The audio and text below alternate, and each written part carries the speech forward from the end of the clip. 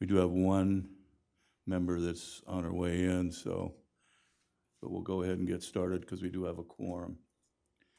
The first item on the agenda is the approval of the January 23rd, 2018 agenda. And I need a motion. Motion. And I need a second. Second. All in favor? Aye. Aye. Approved. Aye. Excuse me. The judge let me out early.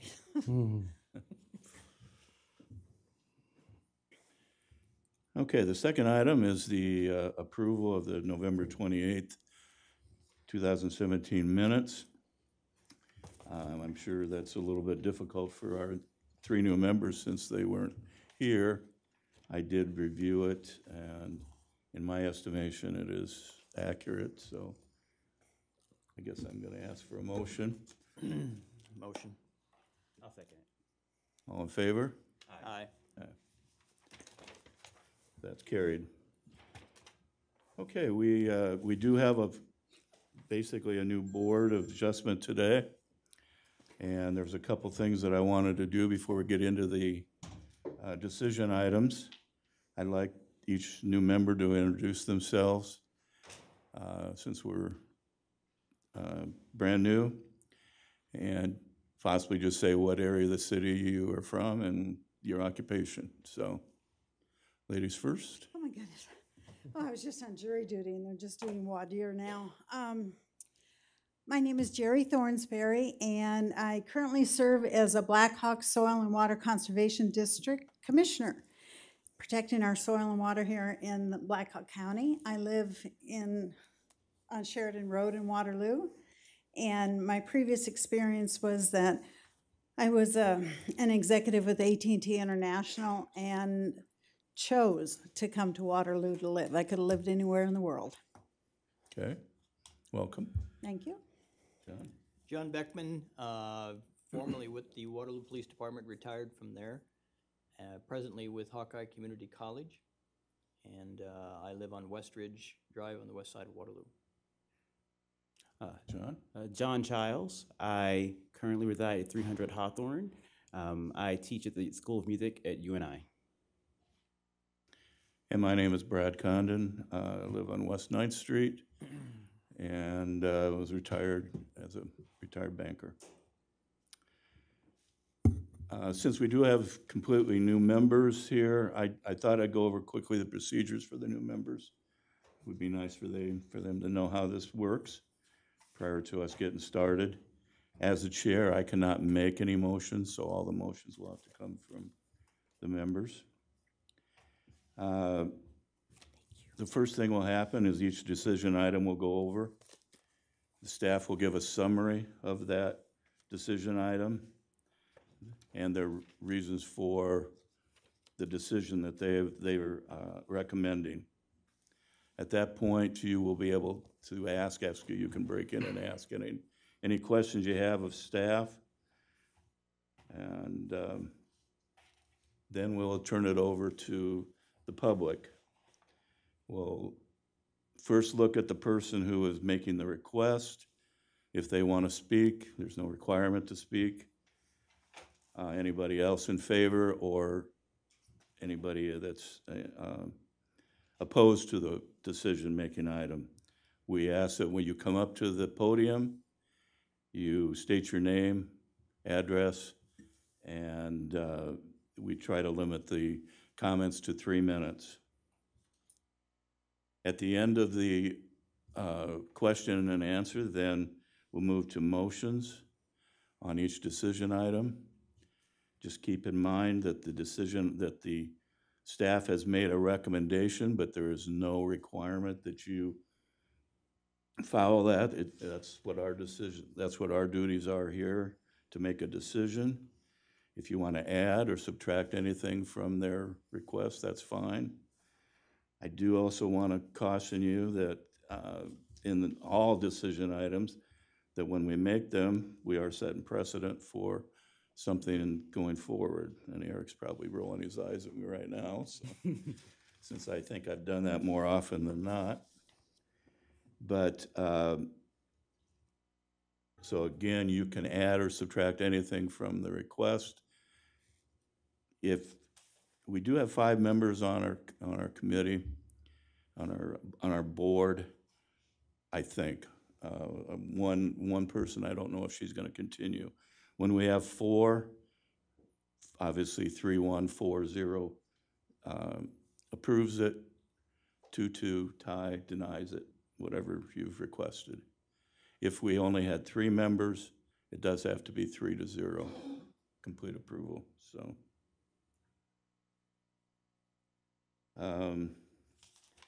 I think that covers the procedures. If the board members have any questions?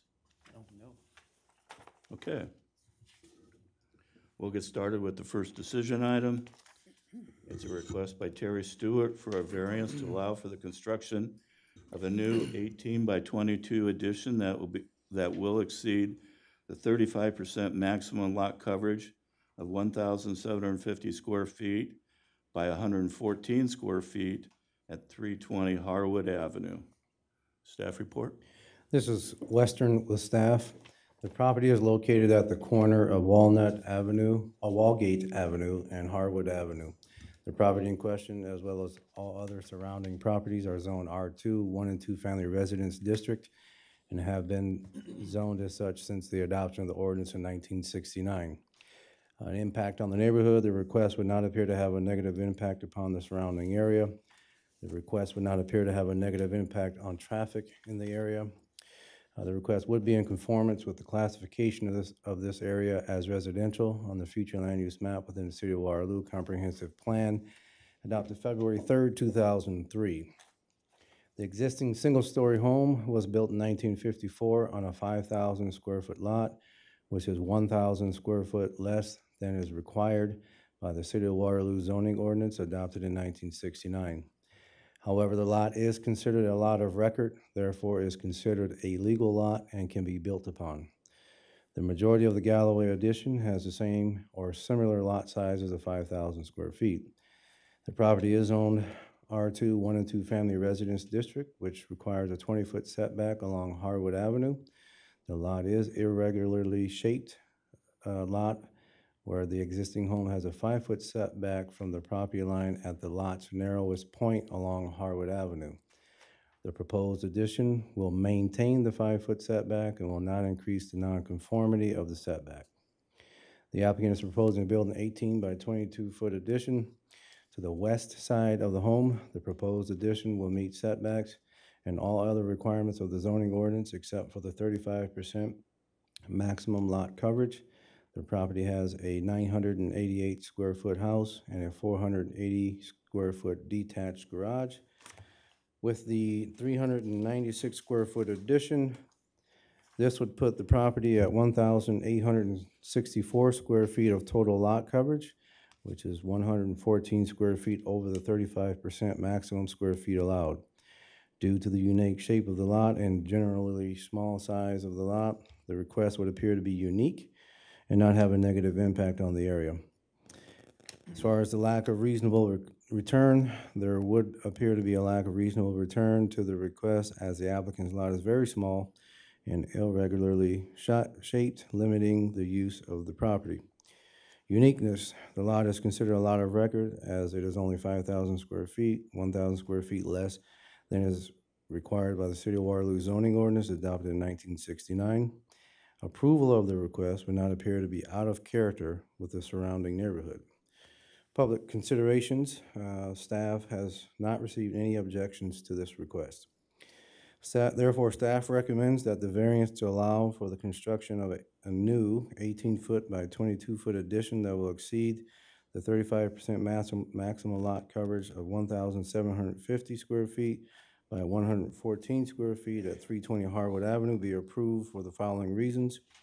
The request would appear to not have a negative impact on the surrounding area. Approval of the request would not appear to be out of character with the surrounding area. Any questions of staff? I don't think so.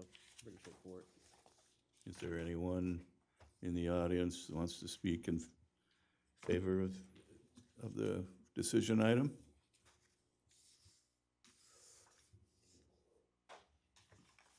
Would you please state your name when you come up, address, and go ahead. Hi, I'm new at this, so 320 Hardwood Avenue. Thank you for approving this. It would be really good for my health and me being very successful in life.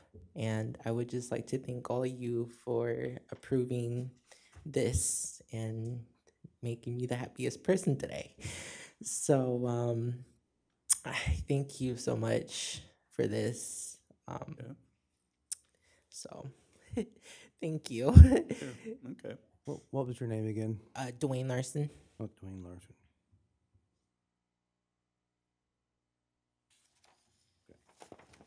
Ready for a motion? Okay. Do you have any, we have to see if there's anybody that Okay. is imposed. Any others in favor of the proposal want to speak?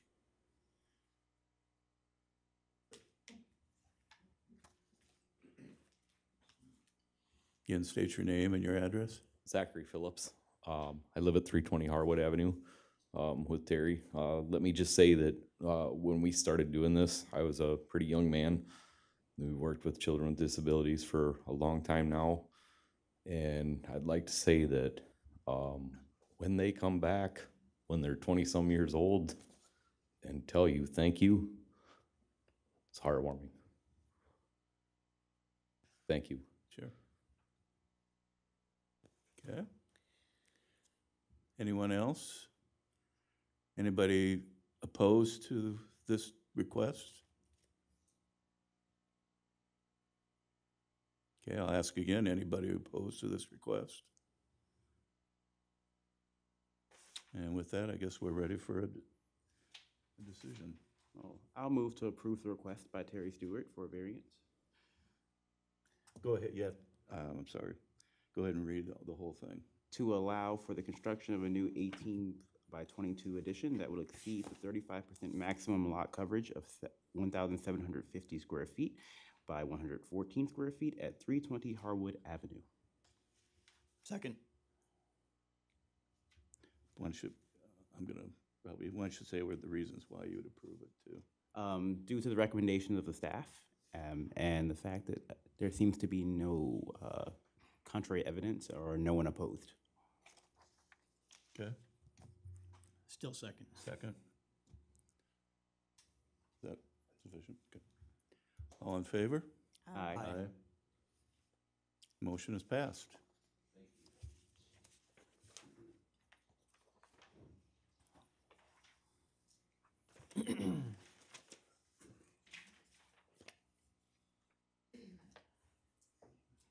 Okay, our second item. Request by, and I'm sure I'll mess this up, Dzanik Mundinden. Okay. For a variance to the accessory structure regulations to allow for construction of a 30 by 40 or 1,200 square foot pole building, 192 square feet over the 1,800 square foot maximum accessory structures, and a variance to utilize vertical metal siding allowed located at 1,200 Bishop Avenue. Staff report. This is Western with staff. The property is located at 1200 Bishop Avenue and is zoned R2 1 and 2 Family Residence District, and has been zoned as such since the adoption of the ordinance in 1969. The request could have a negative impact upon the surrounding area, as it would allow for larger accessory buildings with vertical metal siding to be associated with a single-family residential use. There are two detached structures located to the west of the property in question, located at 1209 Bishop Avenue and 1107 Bishop Avenue. Both were approved for vertical steel siding and also received a height variance, and the proposed structure meeting the maximum size limit of 1,800 square feet. The request would not appear to have a negative impact on traffic conditions in the area. The property in question is approximately 1.9 acres in size, which would allow for up to 1,800 square feet of accessory structures per the zoning ordinance. According to the Blackhawk County Assessor's Office, there is a total of 792 square feet of accessory structures, one 216 square foot shed, and a 576 square foot detached garage. With the construction of the proposed 1,200 square foot building, the applicant will have a total of 1,992 square feet of accessory structures, 192 square feet over the 1,800 square feet maximum allowed. The applicant has indicated that he would be using the new structure to store camper, tractor, and semi. A similar request was heard by the Board of Adjustment on August 25th, 2015. The applicant was requesting a variance of the height, square footage allowance, and vertical steel siding. The property was on a total of 10.7 acres and in a rural area of the city at the intersection of Idaho and Martin Luther King Drive. The request was to allow the property to have 768 square feet of detached structures over the 800 square feet maximum, and also to allow vertical metal siding and also a height variance. Staff recommended approval of the square footage variant, square footage allowance and height of the structure due to the size of the property, but did recommend denial of the vertical metal siding due to the lack of residential appearance it would give the property. The board did approve all three variances at that time. The Board of Adjustment did approve a variance for a property located at 1107 Bishop Avenue in 2007 for the use of vertical metal siding and an accessory structure. The board also approved a height variance in 2011 for the same structure. The property is approximately 0.8 acres in size and only has the single 1,800 square foot detached structure.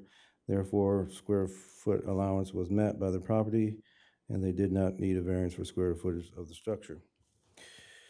Staff at this point has had no calls opposed to this request.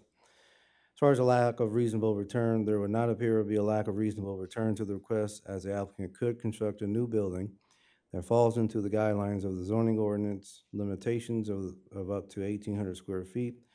If the applicant were to build a smaller building and utilize a siding conducive to a residential dwelling. Uniqueness. There would appear to be a uniqueness to the request to exceed the maximum size limit, as the use of vertical metal siding, as the Board of Adjustment has approved several variances to the height, size, and siding for several properties in this area, and the area is rural in nature. Public considerations. Staff has no objections on record for this request.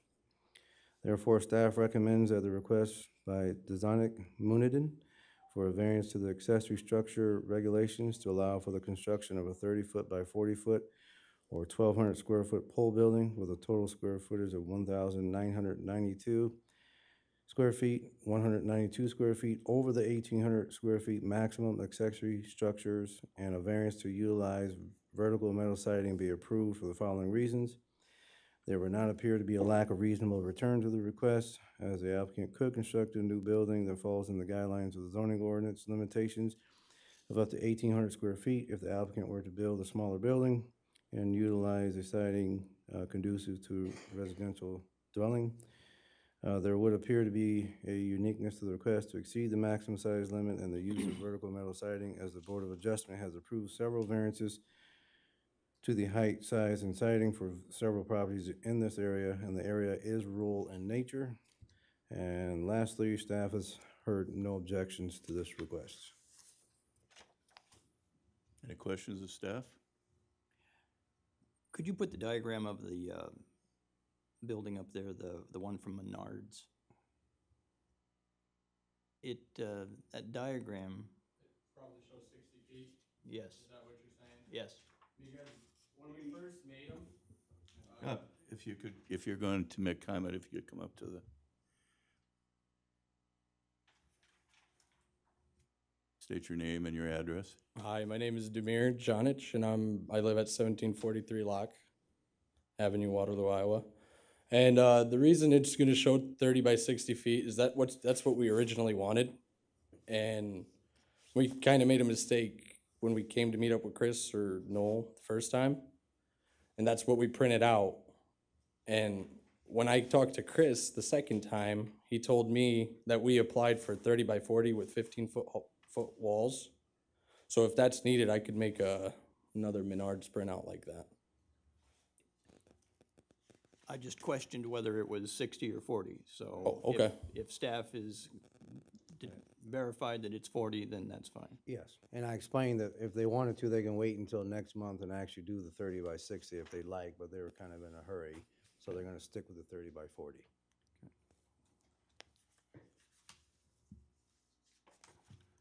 Any other questions? This isn't uncommon in this area from, okay.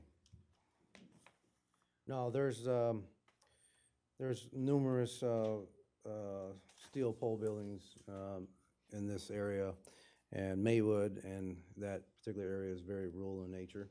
Okay. Quite a few large lots where the buildings don't look too far out of place. Okay, anybody else want to speak in favor of the request? Can I speak again? Sure. I'd state my name again and everything. No. All right, so with this building that we want to build, we want to use it for, we have tractors, we have a little garden in the backyard, since we have a couple acres. We have a camper that's about 13 to 13.1, and if we build a building with 14-foot walls, you can't put 14-foot doors. Another question I have for you guys, so in the future, if I want to make it longer, can I do this again or something like that? Can I make it a longer building in the future if I wanted to? Go through all the zoning and all through that again? You would have to come back before the Board of Adjustment because you've already So exceeded just the pretty much size. have to do the same thing over again? Basically, yes. Okay. All right, thank you. I guess I do have a question. Are we exceeding the height limit on this?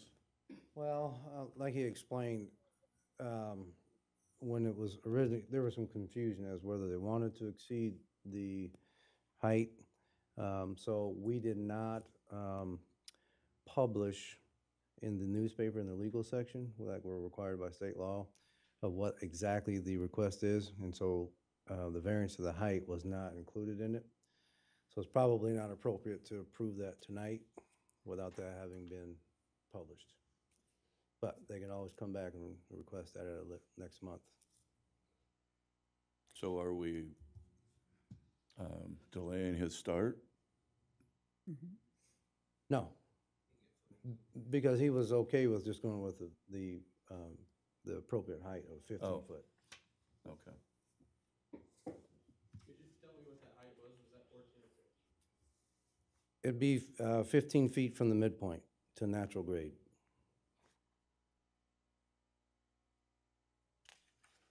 Okay. I'm confused.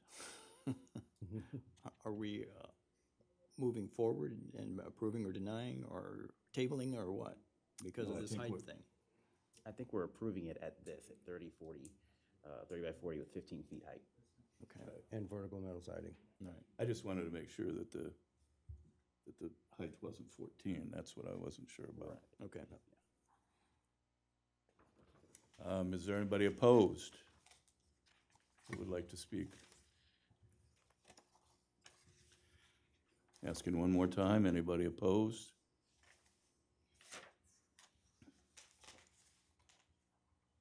Okay.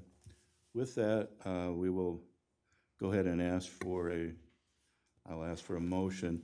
We do like you to read all the reasons why you want to approve it, so it's of record. Again, you can add or subtract anything you want to from that. But, so I'll leave it at that. I move that we approve the variance for Desanig Muniden. A variance to build a structure, a 30 by 40 or 1,200 square foot pole building with a total square footage of 1992, which is 192 square feet over the 1,800 square foot maximum accessory structure, and a variance to use vertical metal siding be approved for the following reasons. One, there would not appear to be a lack of reasonable return to the request, as the applicant could construct a new building that falls into the guidelines of the zoning ordinance limitations up to 1,800 square feet if the applicant were to build a smaller building and utilize a siding conducive to a residential dwelling. Number two, there would appear to be uniqueness to the request to exceed the maximum size limit and the use of vertical metal siding, as the Board of Adjustment has approved several variances to the height, size, and siding for several properties in this area, and that the area is a rural area by nature. And number three, staff has heard no objections to this request.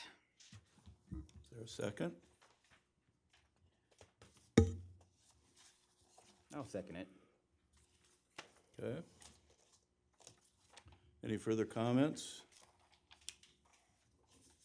I would like correct documentation, just so it's on the record, that states 30 by 40 from the Menards, just so that we have that. That's fine. Do we amend the motion then? Well, we could amend the motion if you wanted to, which is fine. I think by virtue of the fact that we are saying it's 30 by 40 or 1,200 square feet, we are. It is self-stated, but just in case. I don't think the packet remains a part of the file. If it doesn't, then I'm fine without it. Okay, If for some reason we need something written, I would like it corrected. or of the record, I guess. Yeah. Okay. We have a, Hey, if you guys want to see a copy of that, I got it right here. No, I we're think, good. I think we're fine. With that, all in favor? Aye. Aye. Opposed? Okay, it's been approved.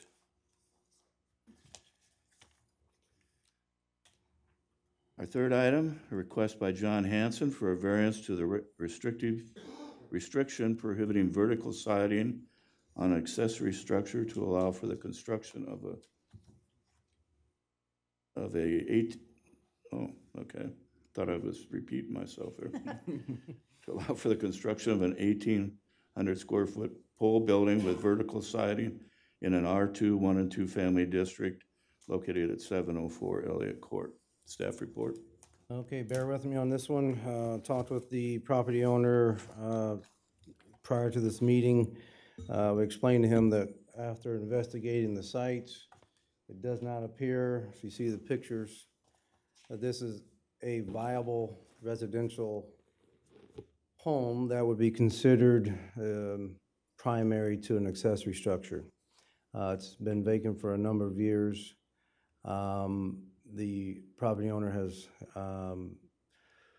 expressed some interest in fixing it up if it means he can build his building. But after talking with him, he doesn't know how soon that would happen and has requested to table the request until further notice. Specifically because staff was going to change their recommendation of denial until that house is brought to inhabitable condition. Okay. With that, we will skip to the next one. A request by Signs and Designs for a variation to the restriction prohibiting off-premise sign within the Highway 20 overlay district to allow for the installation of a 20-foot by 8-foot, 100 square foot billboard sign with a height of 28 feet located at 4150 Kimball Avenue. Staff? That's mine. Yours? Okay. I got a lot of them this month. This is a request by Signs and Designs for a sign, off-premise billboard sign at 4150 Kimball. The location of the proposed sign is surrounded by C2, CZ conditional zoning. The proposed sign location would be on property located at 4150 Kimball Avenue, but would advertise the business Ortho Express at 4006 Jonathan Street. Both properties are owned by Cedar Valley Medical Specialists. The definition of a billboard as used in the City of Waterloo zoning ordinance includes All structures, regardless of the material used in the construction of the same, that are erected, maintained, or used for public display of posters, painted signs, wall signs, whether the structure is placed on the wall or painted on the wall itself, pictures or other pictorial reading matter which advertise a business or attraction which is not carried on or manufactured in or upon the premises upon which said signs or billboards are located, also referred to as off-premise advertising signs. Staff feels that the approval of the variance for the off-premise sign along Highway 20 within the Highway 20 overlay district would not negatively impact the surrounding area, as the sign is located approximately 1,300 feet from the nearest residential zoning district, and it appears that placing the off-premise sign along the higher travel Highway 20 makes the most sense. If approved, the variance would allow the off-premise signage, but still require the sign to meet all on-premise sign requirements, including square footage, height, location in relation to property lines, etc. If the variance is approved, the applicant will also have to apply for a permit and be approved by the Iowa Department of Transportation prior to installation of the sign. Criteria and lack of reasonable return. There does appear to be a lack of reasonable return to this request, as staff understands the importance of visibility for businesses throughout the community. Uniqueness. At the April 28th, 2015 Board of Adjustment meeting, a similar sign was approved for the former Kmart Plaza site, now called Crossing Point Plaza, directly to the west. That request was to install a 423 square foot off-premise post sign located at 1655 East San Martin Drive to advertise businesses found at 2060 Sylvia Drive due to the higher traffic counts and better visibility along San Martin. Public considerations. The request would not appear to have a negative impact on the surrounding commercial area, as the sign would be over 1,100 or to 1,300 feet from any residential districts. Staff also does not have any objections on file. Therefore, staff recommends approval of this request by Signs and Designs on behalf of Ortho Express for a variance to the restriction prohibiting off-premise signs within the Highway 20 overlay district to allow for the installation of a 20-foot by 8-foot, 160 square foot billboard sign with a height of 28 feet at 4150 Kimball Avenue be approved for the following reasons. The request would not appear to have a negative impact on the area. There does appear to be somewhat of a lack of reasonable return to this request, as placing the sign along less traveled Johnson Street may inhibit the knowing of the business location at 4006 Jonathan Street. And lastly, there does appear to be a uniqueness to the request. A similar sign was approved for the former Kmart Plaza site, now called Crossing Point Plaza, directly to the west, and subject to the following conditions: that the sign will meet all requirements of an on-premise sign except as approved by variance. Okay, any questions of staff? Just a couple of clarifications. This sign is located on the north side of Highway 20, correct? Yes. And to view this sign, I need to be traveling west? You can travel, you'll be able to see it either direction. Because going it's down 20. dual-sided? Yes. Okay. And there's no other signage in this area at this time, correct? The only sign is not a permanent sign. There is a realty sign advertising realty for sale, but no permanent signage.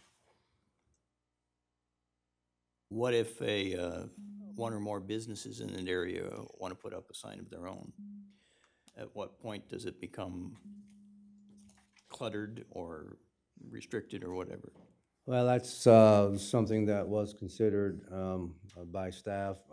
All signs would have to come before you all for a variance to do so.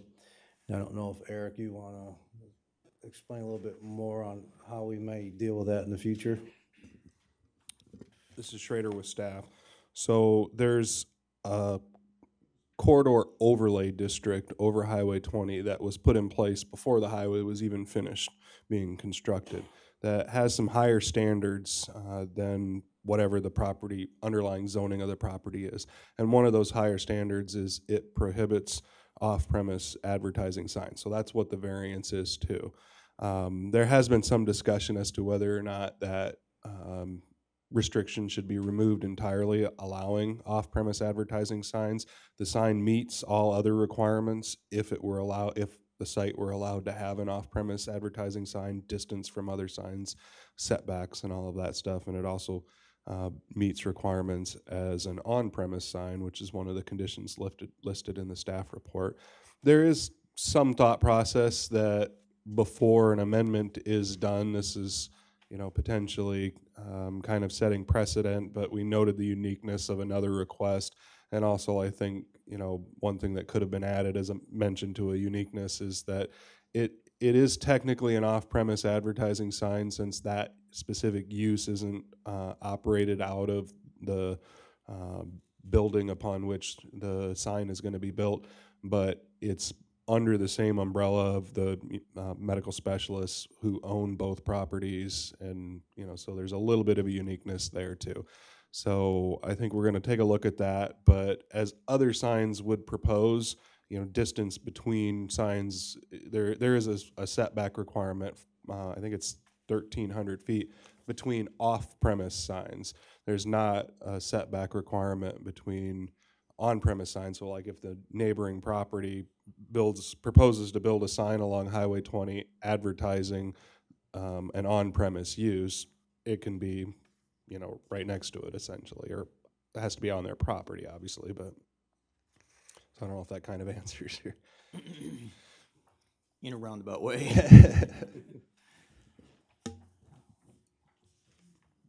I mean, I reviewed the uniqueness clause here that you put in. I mean, I guess I would go with it. It's, to me, that sign over on San Martin fit in with all the other signs in the area, and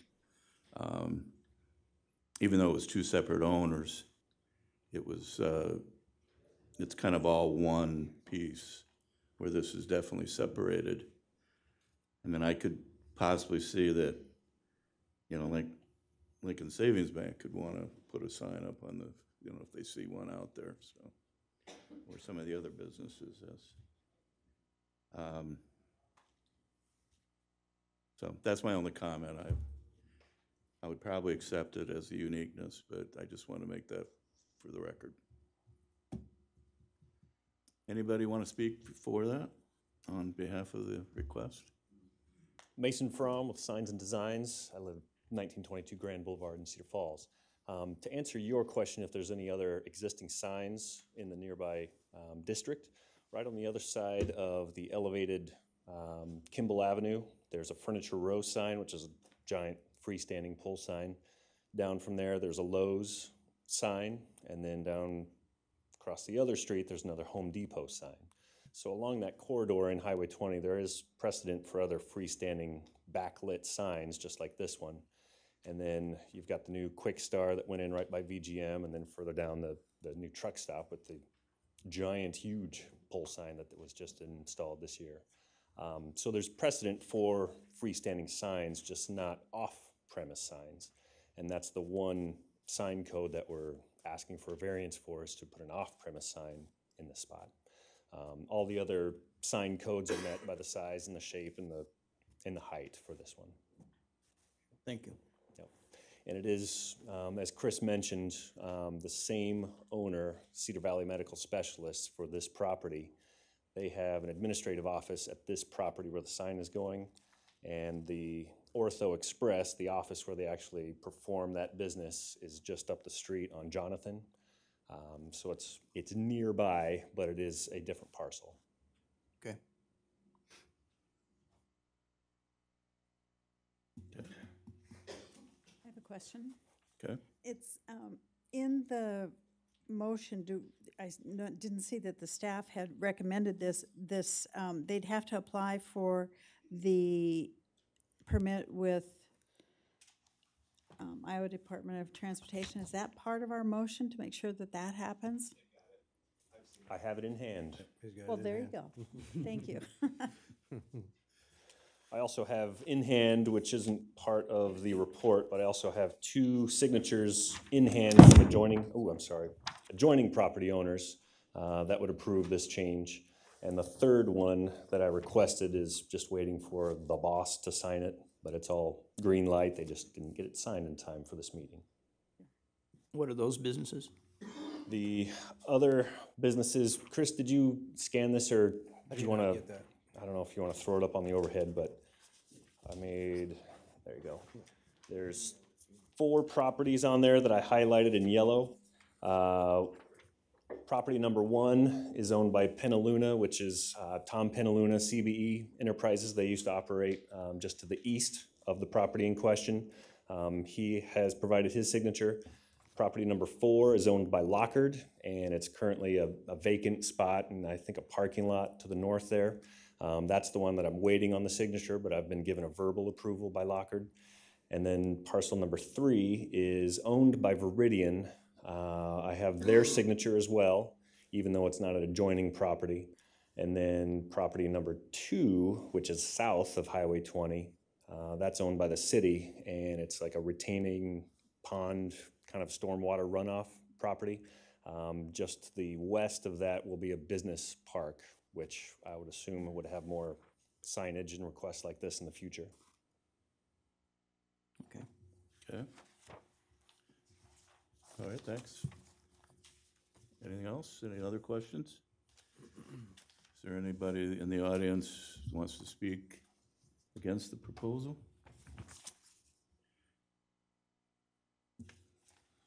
I do think, as you brought up, I think we probably should put in the motion that I'm making the recommendation that you put in there that based on the fact that they do have Iowa DOT approval too. So, we're ready for a motion? Okay, I'll make the motion to approve the request by Signs and Designs on behalf of Ortho Express for a variance to the restriction prohibiting off-premise signs within the Highway 20 overlay district to allow for the installation of a 20-foot by 8-foot, 160 square feet billboard sign with a height of at 4150 Kimball Avenue. The request would not appear to have a negative impact on the area. There does appear to be somewhat of a lack of reasonable return to this request, as placing the signage along less traveled Jonathan Street may inhibit the knowing of business location at 4006 Jonathan Street. There does appear to be uniqueness to this request. A similar sign was approved for the former Kmart Plaza site, now called Crossing Point Plaza, directly to the west, and that we did receive notification that the Iowa Department of Transportation approved this request as well. Mention that, okay. And that the sign will meet all requirements of an on-premise sign except as approved by the variance. Second? I second it. Okay. All in favor? Aye. Aye. That's passed.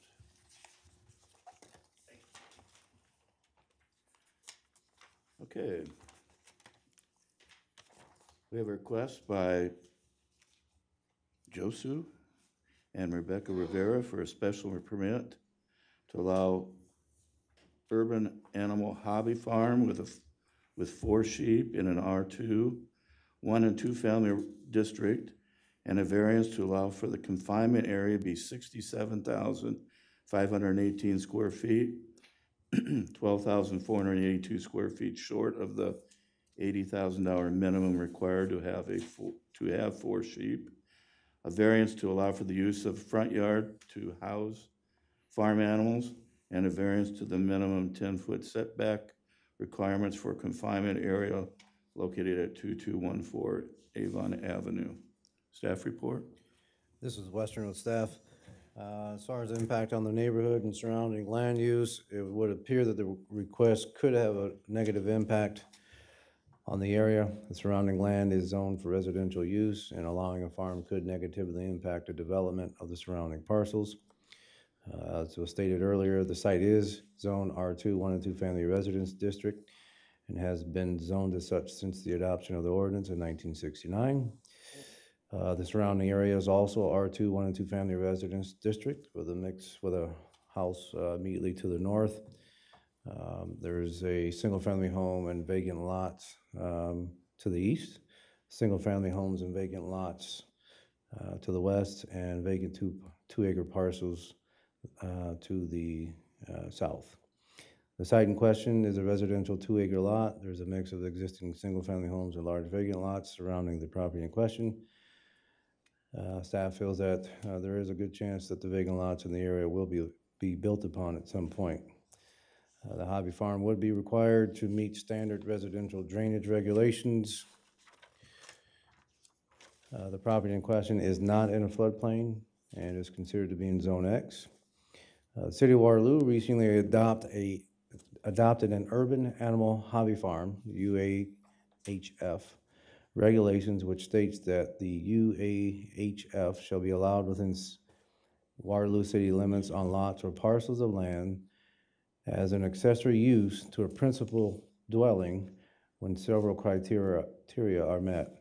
To be allowed to have a large and intermediate sized animals such as sheep, a minimum fenced or confined area of 40,000 square feet for the first 2 animals and 20,000 square feet for each additional animal in the side or rear yard only is required. There shall be a 10-foot setback of the fenced or confined area from the neighboring property lines for a UAHF containing any large or intermediate sized animals, and said fenced or confined area for all UAHFs shall not be located in the front yard. The applicant is requesting to have 4 sheep, which would require 80,000 square feet of minimum fenced or confined area. The site in question is a 2-acre parcel where the applicants reside. The area dedicated to the sheep is approximately 67,518 square feet, approximately 12,482 square feet short of the 80,000 minimum required to have 4 sheep. Of the 67,518 square feet of fenced area, 4,050 square feet is in the front yard, which is not allowed. The applicant has an existing fence that meets the minimum height requirement of 5 feet, but does not meet the minimum setback of requirement of 10 feet surrounding the confined area. Along the northerly property line, the fence has a 6-foot setback, the 8-foot setback along the easterly property line, a 4-foot setback along the southerly property line, and a 10-foot setback along the westerly property line along Avon Avenue, but is within the front yard area between Avon Avenue and the front of the home. The site also has a 440 square foot barn built in 1978 and a 240 square foot hay building built in 1950. The applicant requesting variances to the minimum density requirement, the minimum fence setback requirement, and a variance to allow for a portion of the front yard to be used for the confinement area. Staff recommends denial of the request as submitted, however, would support approving a request for 3 sheep as it would meet density requirements. Staff is opposed to the variances. Actually, staff has changed their position on the other variances. We are not opposed to the variances to the fence setbacks, given the location and surrounding uses. If the variances to the front yard and fence setbacks is not denied, then the remaining fence area would be 62,000 square feet.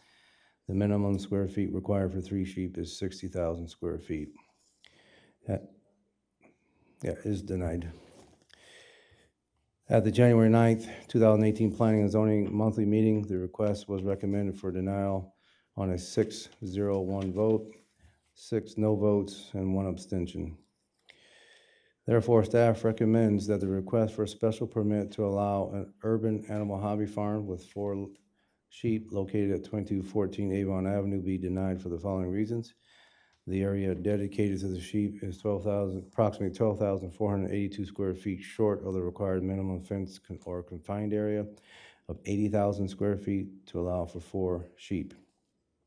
However, staff recommends approval for a special permit to allow an urban animal hobby farm with 3 sheep, a variance to allow the use of the front yard to house farm animals, a variance to the minimum 10-foot setback requirement for confinement areas, a variance to allow the fence to be 6 foot from the northerly property line, 8 feet from the easterly property line, 4 feet from the southerly property line, generally located at 2214 Avon Avenue, be approved for the following reasons. The request would meet the density requirements of the newly passed urban animal hobby farm regulations for 3 sheep. The request was submitted by the applicant prior to the revision of the hobby farm ordinance. It's a little confusing. This is Schrader with staff, and I just want to provide a little bit of additional background. So going back well over 3 years now, the City of Waterloo was seeing increased requests for what are commonly referred to as hobby farms, farm animals in urban settings, and the zoning ordinance was not really well equipped to handle that. There was an amendment going all the way back to 2011 that placed hobby farms as a special permit use, but didn't really provide any guidance.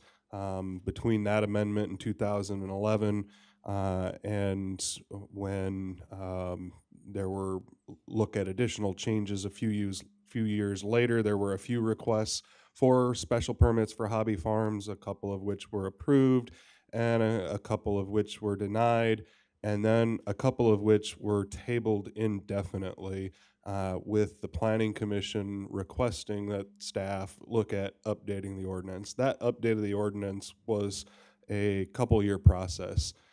It was finally completed, but this is one of the applications that it was originally goats and it's now sheep, but they originally submitted an application that was tabled indefinitely, and it's essentially been a request on hold for several years now while the ordinance went through the rewrite process, and we have gotten that rewrite completed. A copy of that ordinance is included in your packet, so just kind of providing a little bit of background there.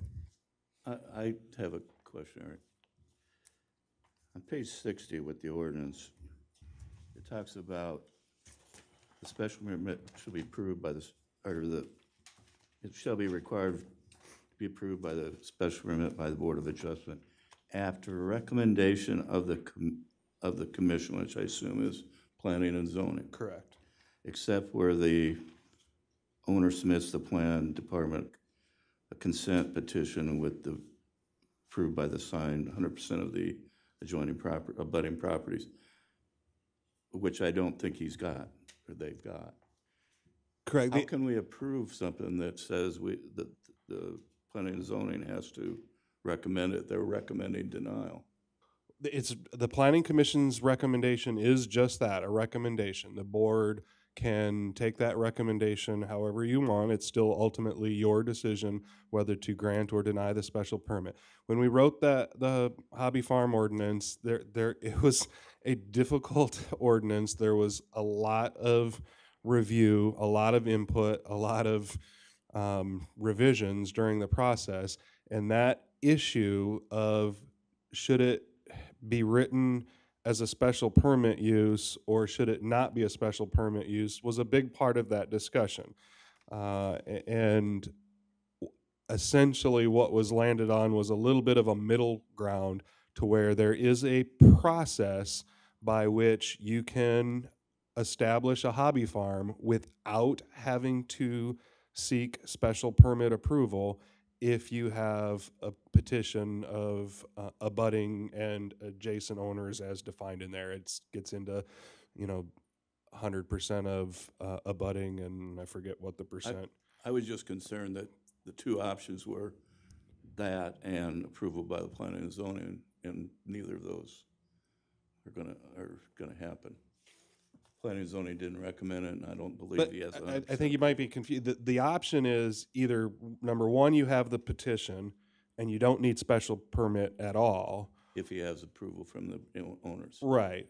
Or number two, you have to go through the special permit. Okay. And that's what they're doing. And the special permit is recommendation of the Planning Commission, approval by the board. So Okay. there's nothing that requires approval by the Planning Commission. It's a recommendation of the Planning Commission. And one other question, and I didn't write that down. Are we specifically approving sheep, or is it any three animals that meet that? I can't remember what it was called, but She's has indicated she's requesting sheep, or the applicant has indicated that they're requesting sheep, you could, if the item was approved, you could limit the approval to sheep, or you could limit the approval to a number of large/intermediate sized animals, which would then allow any animals that fall within that category. Staff does not suggest that you think it would need to be specified, the type. But Well, I don't think the Board of Adjustment wants to have a, you know, if one of their sheep die and they want to buy a goat, that they'd have to come back to us every month. staff agrees.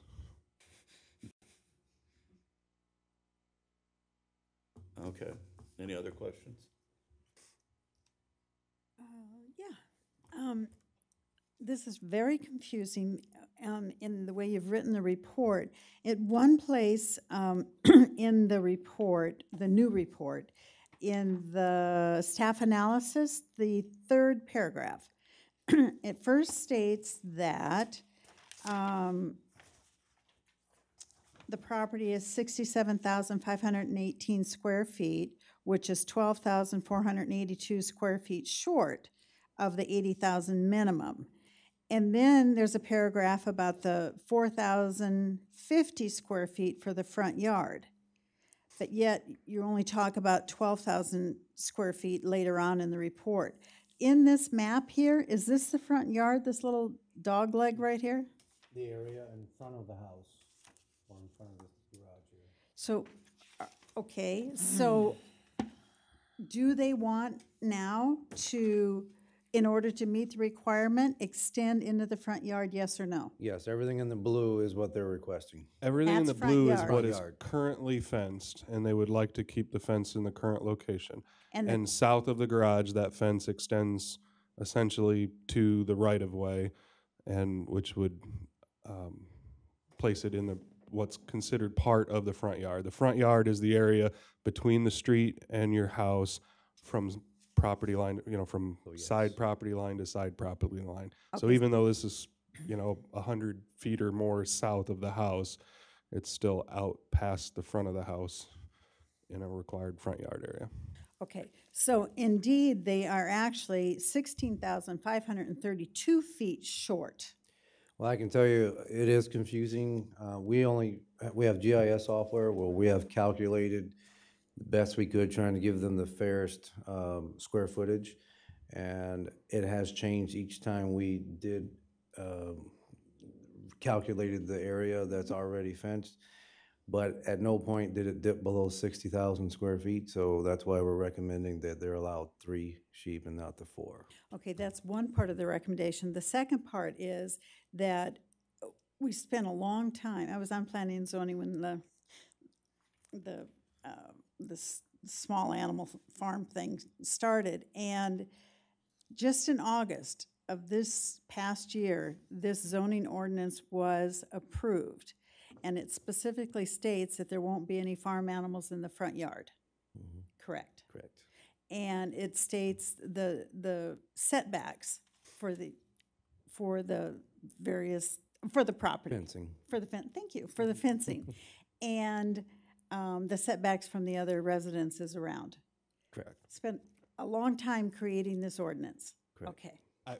So we would just note 2 things on that. But I mean, obviously the board has the purview to decide on this however the board wants to, but we would note 2 things on that. Number 1, this is a little bit of a unique request in that it predates this ordinance. It will be required to meet this ordinance except as varianced, any approved variances by the board, but it is an application that predates this ordinance. And the second part I would point out is that as we were drafting the new hobby farm ordinance, there was a lot of conflict on that. There was a lot of opinions from many, including on the planning commission and the city council, that farm animals don't belong in the city limits, period. So there was a lot of compromise in writing this ordinance, and the ordinance was written on what would generally be referred to as the more restrictive side. Err on the side of caution, so to speak. And in writing an ordinance on a more restrictive side, it's going to be inherent that there are going to be requests that are going to have a difficult time meeting that requirement. So I would just point out on page 60 of your packet, which is one of the pages of the new ordinance, subsection 6, towards the upper left-hand corner of that section, the Board of Adjustment shall have the authority to grant exceptions to the requirements of this subsection U, which is the entire hobby farm section. Such requests will require submittal of a variance application, but the board is not required to apply all standards for issuance of a variance when considering a variance request for a UAHF, except for requests involving regulation under Chapter 22, which is the floodplain regulations. So we put wording in there that essentially recognized that there are going to be situations where a request is not going to meet all requirements and it may be deemed acceptable and the normal standards of a variance don't have to apply.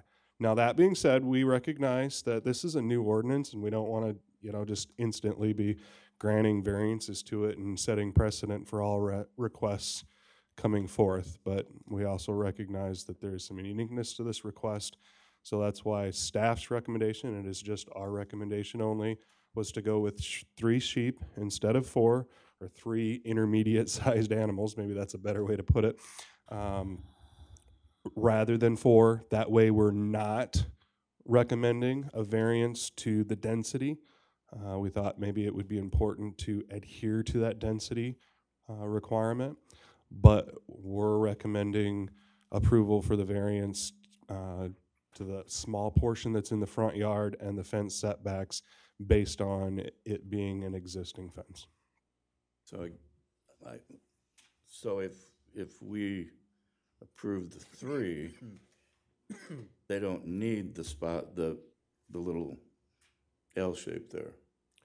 No, so if no variances are approved, like Chris said, it's extremely difficult trying to calculate the area.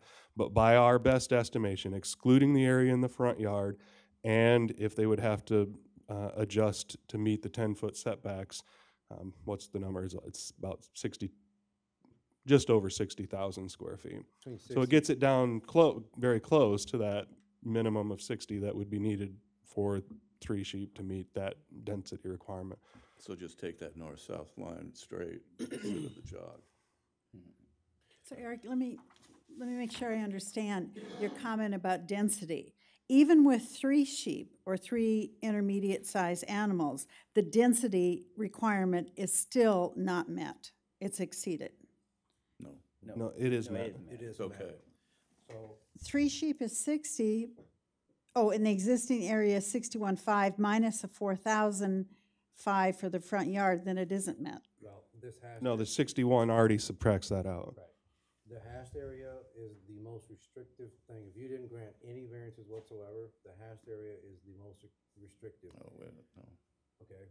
And that's the And 61,000. That's 61,500. So we made them move the fence, and we made them not use the front yard.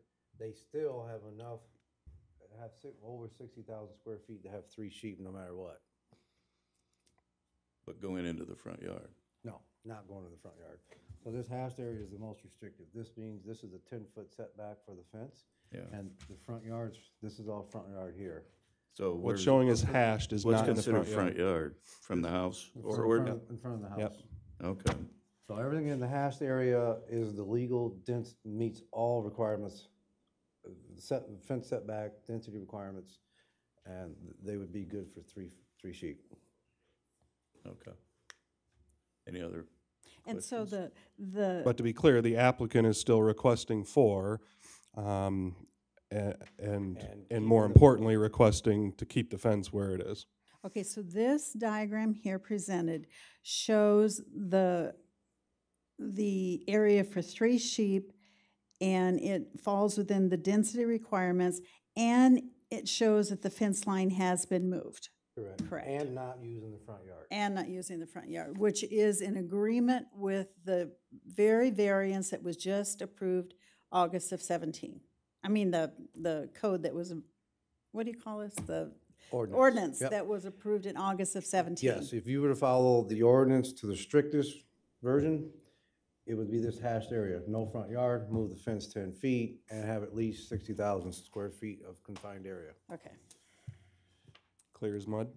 I got it. Clear to me now. Is there anybody in the audience wants to speak in favor of the decision item? If you come up and give your name and address.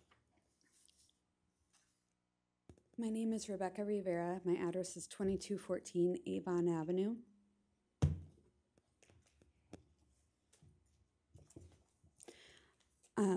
I apologize, I was not able to be at the last meeting. I am a nurse. We have clinic during this time.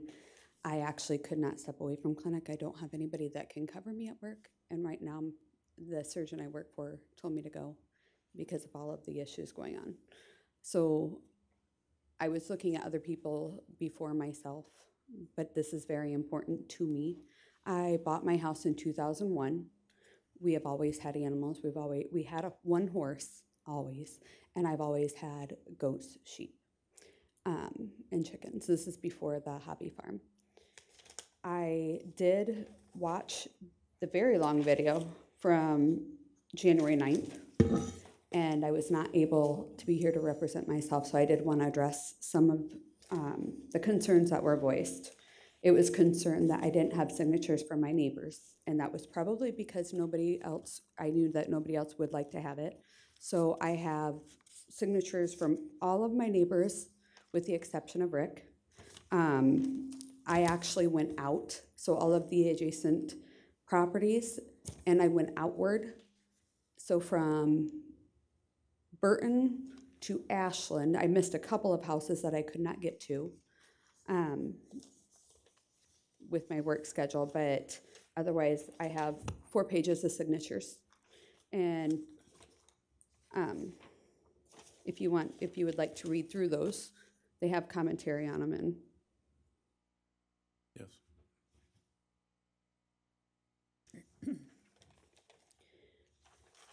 with this in our neighborhood, this is why we moved back there. This is why the majority of us neighbors want to live back there. We have, not just myself, but many of my neighbors have voiced the desire to have animals, and they're all for it. With discussion, I have some notes, and I apologize, I'm not a public speaker.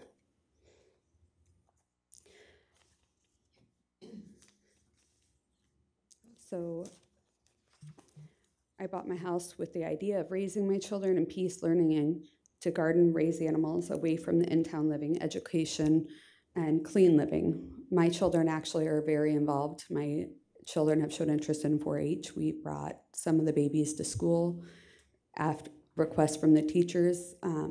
These are my kids' pets too. And it's very important to me that kids learn and that do not lose some of the qualities and learn how to work with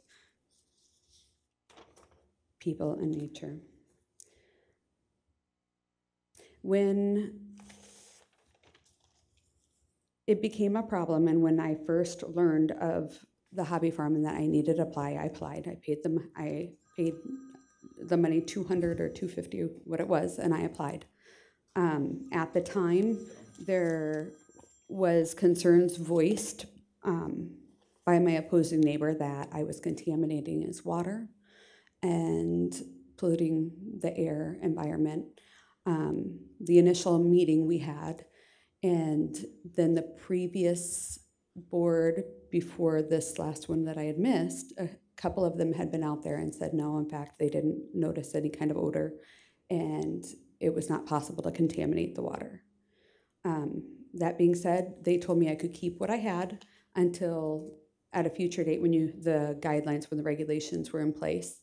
In that period of time, knowing that I had that time, that I was able to remain with what I had animal control called me twice by my opposing neighbor, and they left messages on my door each time I called Maria and talked to Maria, and she told them no, in fact, she is able to have them.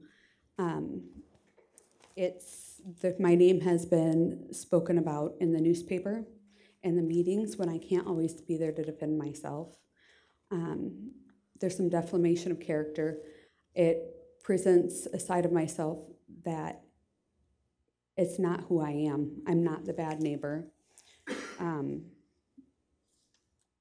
I have all of the other neighbors, we are close. I've helped with medical care with some of my neighbors. We help each other. The sheep, and the fence line, I know it's different with horses than animals, but I'm following the fence line that's been there since before I lived there. And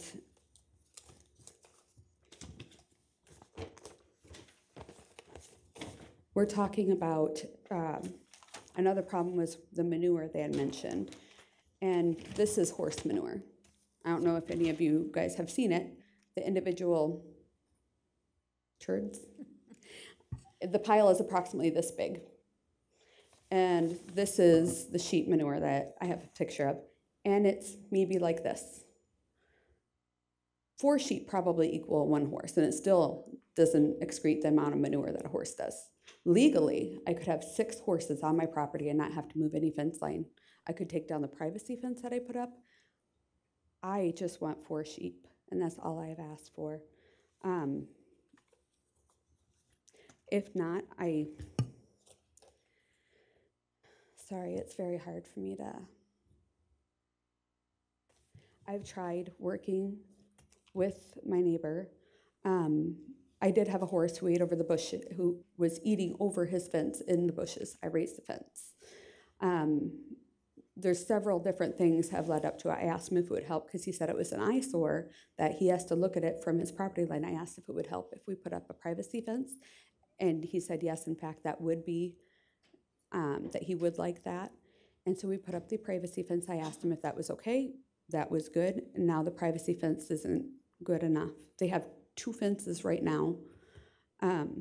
We brought all of our fence inward from the initial fence that was already there prior to us buying the house.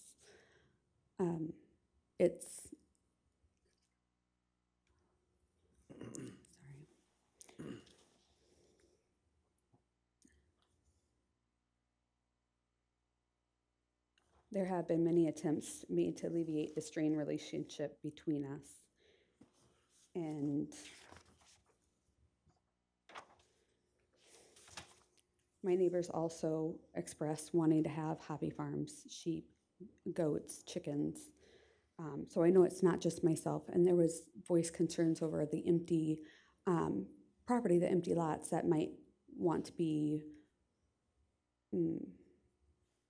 how do you say, improved on and built on. And in fact, it's not. All of the properties that are adjacent, my friend across the street owns 6 lots, and they want more, they don't want less, and they don't plan on building or selling. Everybody that I had spoke to, there are no empty lots in our area that anybody would like to sell or build upon. We don't really, most of the neighbors, we don't want more houses built back there. We like and enjoy our privacy. So it has not been something in the area that there is not any kind of idea or expressed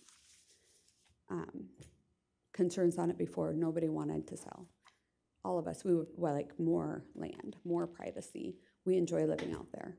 We have wild turkey, 30 through at a time, droppings all over there. We have deer that are constantly through our fence who leave essentially about the same amount of poo than the sheep. It's where you live. If you could kind of wrap up. I've kind of let you go on a little bit longer than the 3 minutes just because you weren't able to attend the other meeting, but in fairness to everybody else. Okay. The only other thing that was voiced at the past meeting is at one point, because we have always maintained around 12 or 13 sheep previously prior to the regulations, and that there was extreme amount around 30. We did have babies, which they all have twins, triplets, sheep. And we did have babies who don't count until they're 12 months or older. At approximately, we knew there was a lot of babies, and at approximately 8 weeks, we moved them. We rent an acreage actually in Cedar Falls too, and we moved the majority of them all over there. And we only have a couple. We have 2 right now, some of our pets, but we changed them around to socialize them also. But I have not gone over than what I typically have, so I have not tried to abuse it while I was waiting for the regulations come through. Any questions of the Yeah, applicant? I have one. So do you currently have these sheep? Mhm. And there are no goats, it's just, you have 4 sheep right now? We had sheep, goats, we have Boer goats, and we had a couple hair sheep, and we've pretty much transitioned over just to hair sheep. They're cleaner, you don't have to shear them, and they deliver more naturally. I would be out at 3 o'clock in the morning birthing sheep, and my kids would go out there with me, and I was teaching them on it, and it just wasn't very practical. It was hard because I did lose a baby, 2 babies before, and I had the vet out. There was nothing, you have to be out there. Boer goats are thick, meaty, and they have broad shoulders, and they're harder to pass. And so we switched over to hair sheep. They shed like dogs. They don't have the hair. They smaller animals, easier to take care of. And you have 4 of them currently? No, we have, at our other property, we probably have maybe 18, maybe 15, 18. You're looking to move 4 of those to your current property? No, So you no, have, we have 2 there, and we have, okay. what? So you have 2 there now at this property? Right now, we have 2 there. Okay. And there's 2 that we bring back and Back. forth. Okay, great. But we would never have any more than what we had wanted for. Okay. We have heated rooms, we have electricity, water back there in heated rooms, especially for them. Okay, It's that answers my question. Thank you. Where is your other property? in Cedar Falls on, I'm trying a blank. It's the Ice House Museum, that road that goes all the way out. You can go out towards Janesville. I can't think of that old highway, what it's called. It's on the T intersection of, it's in Cedar Falls. Okay. So do you have chickens as well now? No, we no No- longer have chickens. No chickens. So the only animals right now are the 2 sheep that you have. Yes, we And have the other- 2 others that we do bring back and forth. No horses or any other animals? No, I no longer have a horse or any other animals. My horse, years ago, I had found her a new home. Okay. I had a neighbor that he passed away now, but there's 3 of us that have acreages next to each other, and we each had 1 horse, and we'd open the gates, and we all had sheep, and we all had a horse, and they would go back and forth between all 3 of our properties. Okay, Sorry. thank you. Okay, thank you. Thank you. Anybody else want to speak in favor of the proposal? Please keep it to 3 minutes this time. My name is Molly Roof. I'm at 2135 Ashland, which is directly kitty corner to her backyard. Lived in the area my entire life. Like she said, that area is an area with people that have been there forever. We love the area. We love the animals. With the exception of Rick, everyone that I've talked to does not have a problem with her having the animals, doesn't believe in making her change an existing fence line that's been there for years. She has tried to, conform to the changing rules from year to year to keep things, she keeps things very well kept up. She's good to the animals. We're not talking about a case of neglect or, filth or anything like that. We have the 3 horses that are in the lot directly next to hers. Believe me, there's a lot more rubbish around there than there is in her backyard from the animals that she keeps. I have all due respect for Pat as our council guy, but I don't believe that you came around and asked us and for him to give the recommendation against this without having talked to us directly adjacent neighbors to find out what our recommendation was or our thoughts were. I feel like the opinion that he has given is based on maybe a friendship or a relationship with the gentleman who is opposing this. We want her to be able to have these animals because this is what we enjoy living where we are. Like she said, the turkeys, you have 30 turkeys at a time, you're not going to stop that. You have 30 deer at a time, you're not going to stop that. These animals that she's having is not having any negative effect on our area because this is what we're used to. This is why we live here. And I also would like to say that, yes, anyone that already has land in this area plans to keep it. Before I purchased and built my house 5 years ago, I purchased the land through my father who had land in the area. It's very hard to get into the area because people do not want new houses built and do not want new neighbors coming in. So what she's asking for is completely okay with, I would say, 99% of the people in our area. And I apologize that we were not here at the last meeting. I would say that the reason that there was no one here is because we all just assumed this is a no-brainer.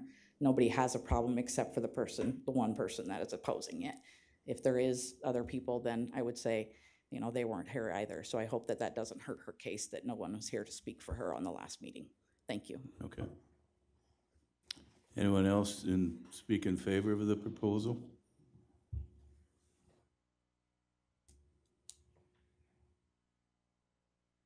I'm Brian Roof. I live 2135 Ashland. That's my wife. We just built a house about 5 years ago. And the reason we built back there is because you have an acreage. We have all this room. We have the wildlife. You might have 8 or 10 deer standing in your yard when you're standing there making supper. And it's just beautiful. And to have a person like her that cares for these animals be forced to get rid of them is wrong. She has tried to provide the fences and the setback and everything else, and the neighbor just won't be happy. And I think you should look at all of the neighbors that say it's okay than the one guy that's bullying her. Thank you. Okay, anybody else want to speak in favor of the proposal? Anyone that wants to speak against the proposal?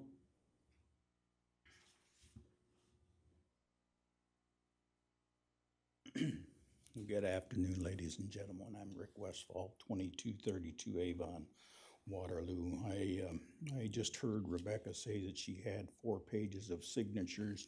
If you folks would look at this, I don't think it would take you 4 pages to get all the neighbors on there. I'm sorry that I'm such a bad neighbor. But over the course of the time that I have lived at the residence, my residence and property are right next door to hers. She's had various different animals. She had a horse there at one particular time that she denied that it was her horse, which is fine, but it was in her care, and the horse ended up in our backyard eating our plants, bushes, and things like that. And the horse went somewhere, I don't know where. But then she had a bunch of goats there, and after a period of time, they ended up on our backyard on occasion, eating the plants and the bushes and things like that. There are numerous times that I went out over there that the goats had their heads locked in the fence because of their horns and stuff like that. I went over and got them out, and there are several occasions where we had to call her to come and get them. There was a point when you just, they're not my animals, and I think she should be a responsible property owner and take care of her stuff. And the next group of animals that were there after that were some sheep, and like she said, there was 30-some sheep there. And can you imagine, regardless of how small the droppings are, the smell of the manure and the ammonia from that, especially in the summertime when it gets nice and warm. I think that 33 animals are just a little bit much. Then continuing on, she ended up with some more animals in the past year. there was about 14 over there, and, you know, numbers add up to more manure, more urine and stuff like that. I have seen no evidence of proper disposal of the manure or anything of that nature. We've lived there a number of years and enjoyed the peacefulness out there. I don't deny that there's turkey and deer out there, and there's also fox and some other animals and stuff like that. We appreciate that too. But when you have that confinement area up next to my property line and you cannot open the bedroom window like we used to, it sure diminishes the quality of life that we had. And if you people think that 33 animals or goats or sheep or whatever you have out there, the manure doesn't stink, I invite you to table this issue and come out in the summertime and sniff a little of that stuff. So I'm here in opposition to the request for the animals. I'm not saying that she can't. This zoning ordinance was developed to protect both sides of the fence for the people that want a hobby farm and the people that don't. And like Eric said, this was taken many years to develop this, along with myself, Eric Schrader from planning, Councilman Morrissey got involved in it, and not only them, Commissioner Marcia Bunchen from the Planning and Zoning Commission came out twice to look at the issue. I think Chairman Holdman was out there once and looked at the issue. Pat Morrissey was out there and looked at the issue, and I haven't heard any comments about me being a bad guy or whatever. For these people to get up here and expound on what a bad guy I am, I wish they'd come over and see me sometime. Maybe they'd find things a little bit different than what have been said. But anyway, getting back to the animals and stuff, I think the past history has indicated that I guess there's not a very responsible property owner that lives next door, but it's the smell. If you think that's all right, let them move next door to you. Any questions? Yeah, I do have a question. I mean, the ordinance was prepared in a certain manner, so she could have 3 based on us issuing a special permit. You would be opposed to that as well? I guess I wouldn't be opposed to that. You know, like Eric said, you know, it's a suggestion, but it falls on you. And you know, this is the first test case here, so you're kind of setting a precedent. The Planning and Zoning Commission members were kicking various different issues around, and one of them was the fact that if a property owner lives next door to that hobby farm, what happens if they sell it, or can they sell it? Will prospective buyers look at this hobby farm and say, no, I don't want to live next to that? So when I get ready to, my wife gets ready to retire, we want to move and sell that place, we're going to have a difficult time. But you know, like I said, the zoning was developed for her benefit and for my benefit too. Now, if you're going to approve this, I would like to see all of the fencing guidelines complied with, and as an option, I guess I would say it was okay if she moved the animals, their confinement area, to the other side of the property where there's no houses at all. Any more questions? Thank you. Okay. Anyone else want to speak in opposition to the request? Yes, my name is Pat Morrissey. I'm Ward 3 City Council person. I live at 824 West 3rd Street, Waterloo. And the reason why I'm up here is I had appeared in front of the Planning and Zoning Commission here on January 9th too. And I'm here, yes, I know Rick Westfall. I haven't met the other neighbors out here, but that's not what this is about. This is about the development of an ordinance that was going to guide what Board of Adjustment, what Planning and Zoning would be doing, which wasn't there before. And I love animals, there's no doubt about that, but I also think that the neighbors involved with any kind of adventure that's taking place need to have have input. And when I was called by Mr. Westfall about the issue out there, I'd never met Mr. Westfall before in my life, but I did go out there, and it was a hot, one of those steamy days, and it did smell. And I understood what Mr. Westfall was getting at. So that led me into talking to Eric Schrader and seeing where we were at with this and why there was no movement on a couple of issues that had basically been tabled until an ordinance was developed. So at that point in time, I took it upon myself to look into what different cities of different sizes around the nation, including Iowa, and when I went to the League of Cities annual conference in September, I talked to different cities in Iowa about what they do with this. And that brought me back to develop, I think it was, Eric, tell me if I'm wrong here, I think I gave you like 4 pages, 3.5 pages, something like that, of ideas in a suggested ordinance that would deal with this, that would have density requirements and all that. So I'm not against any neighbors here. As a matter of fact, when I spoke on January 9th, the only question I had was, do they meet the requirement for 3? We know they don't meet the requirement for 4, but do they meet it for 3? And I believe if we wrote an ordinance, and you guys, as Ms. Thornberry, you've addressed, you spent all this time on it, various people spent time on it, then why would we abrogate the responsibility that we have to follow through with the language of that ordinance by setting a precedent by granting something that is not allowed by the ordinance we just developed? So I'm just speaking, stick to the ordinance, make those setbacks the way that they should be. The fences need to come back.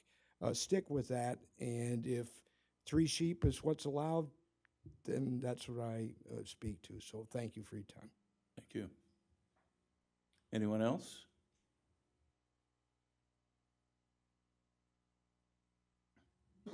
Hi, I'm Michelle Westfall. I live at 2232 Avon, and I want you to know that I'm against any farm animal in the city limits, but that's neither here nor there.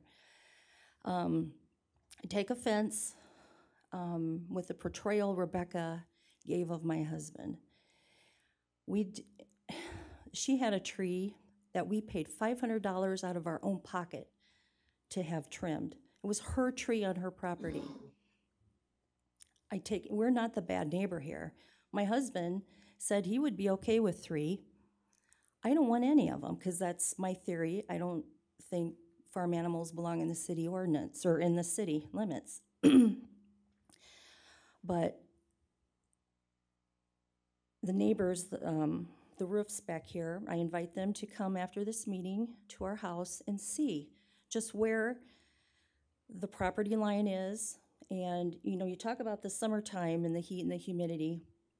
It's really nothing compared to in the spring when the ground thaws and you've got the accumulation of urine and feces and that. And granted, right now they've got 2 sheep over there. It probably won't be as bad as what it was 2-3 years ago. This has been ongoing for a long time. At one point, she had 3 cows over there. It's been a few years ago. We looked the other way. She said that, she needed them to feed her family, and I quote that. And I remember that, and I thought, poor Rebecca, she's got 4 kids. Yeah, we'll look the other way. But, we're being portrayed as the bad people here, and we're not. And I wanted that to be known. Thank you. Thank you. Okay, is there any more questions from the... I do have a question. I am really not clear because of how this was shifted and it was not written right here in that. What is the staff recommendation in this paragraph that says, however? Is that written correctly, that 3 sheep and allow the fence lines to remain as they are, a variance on those? Yes. Okay.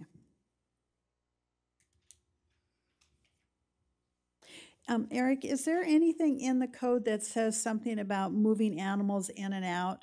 Like if cows were to come back, or sheep, or more goats, or whatever? There's nothing in the code that talks about that. So therefore, if it isn't stated, she's allowed to do that? No, I mean, if approved by special permit for something, let's say, for instance, that is 3 intermediate-sized animals as recommended by staff, the property can have 3 intermediate-sized animals. If it has 3 intermediate-sized animals and a cow is temporarily moved in there, it doesn't matter that it's temporary, it would be a violation. Okay, thank you.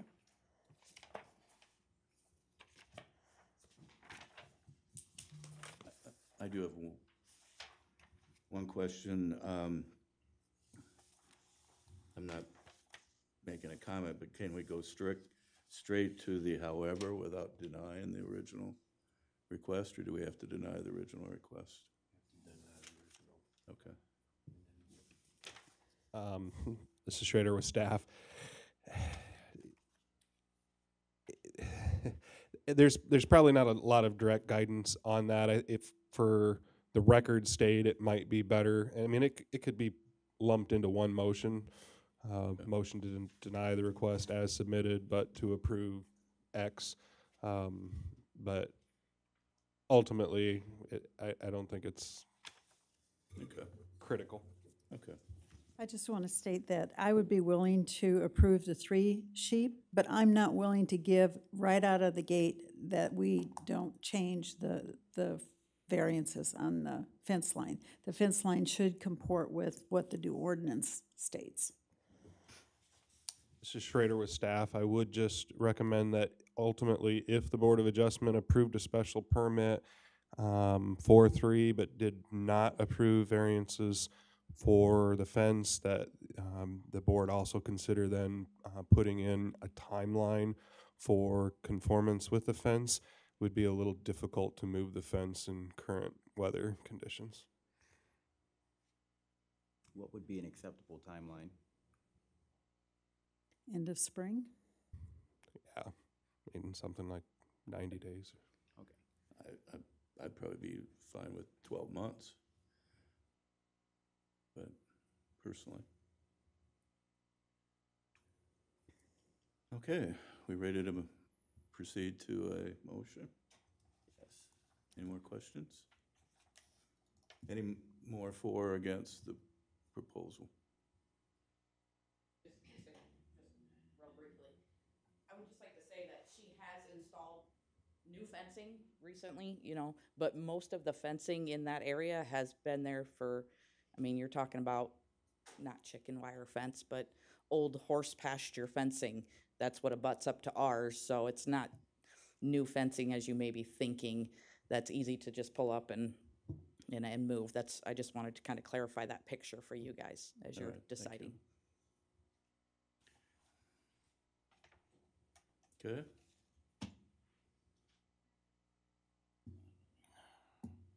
I think we're ready for our motion. I'm sorry. I did give you extra time originally, so. I would say we're ready. Yes. I would say we're ready to make a motion. I will move to deny the request to allow an urban animal hobby farm with 4 sheep, generally located at 2214 Avon Avenue Road, for the purpose that it does not meet the minimum contained fence allowance. Do we need a second motion for the second request? It could just be one. Okay, however, I will approve the special permit to allow urban animal hobby farm with 3 sheep, generally located at 2214 Avon Avenue, for the following reasons. The request would meet the density requirements.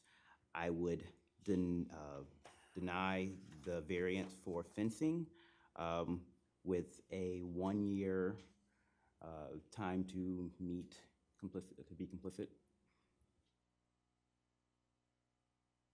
Yeah. Second? Any further discussion? Look, you want to say something? So is there one vote Yeah, for this whole thing? yes, it's, Okay. the motion, just to clarify, I think I'm gonna get it right here. The motion is to deny the request for 4 sheep at 2214 Avon Avenue, but approve the special permit to allow for 3 sheep, but do not deny or do not approve the variance for fencing, but give 1 year to meet that requirement. So I got Is that clarify? Seems like we have a lot of moving parts on this thing that, I mean, what I'm pretty much saying is we follow the rules that were established. I mean, the way I feel is that the rules were made for a reason, and it's We probably would need a second or die for a lack of motion before we discuss. Okay. I did She second did it. second it. Oh, she did, I'm sorry. Yeah. Okay, I'm sorry.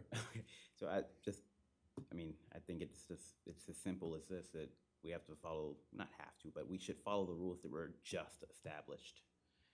I know that it can be difficult, but that's life. And the rules are established and they're plain as day.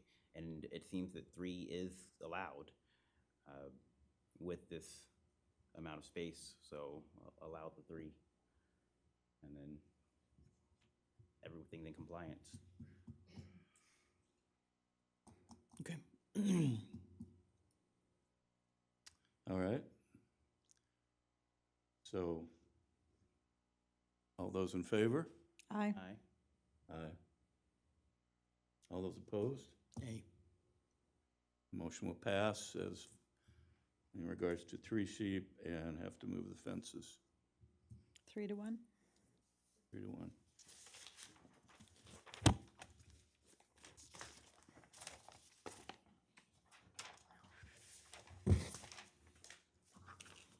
Okay, we have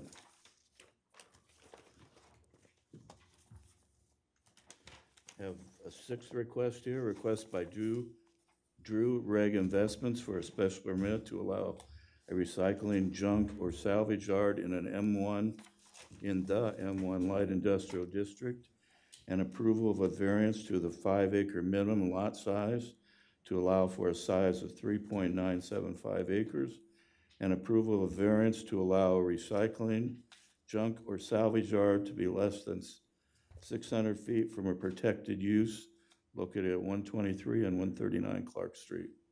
Staff report. This is Dornoff with staff.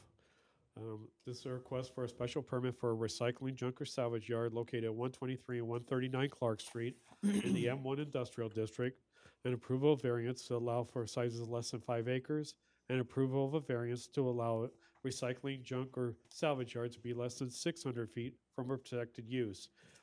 The request would not appear to have a negative impact upon the surrounding area, as the area is mainly made up of salvage yards and industrial uses. There are 39 residences within 600 feet. However, the closest residential property line is located 263 feet away, and the closest dwelling is 320 feet away. And all residents within the 600 feet are located across the Canadian National Railroad and 4-lane Broadway Street from the site, which creates a significant barrier.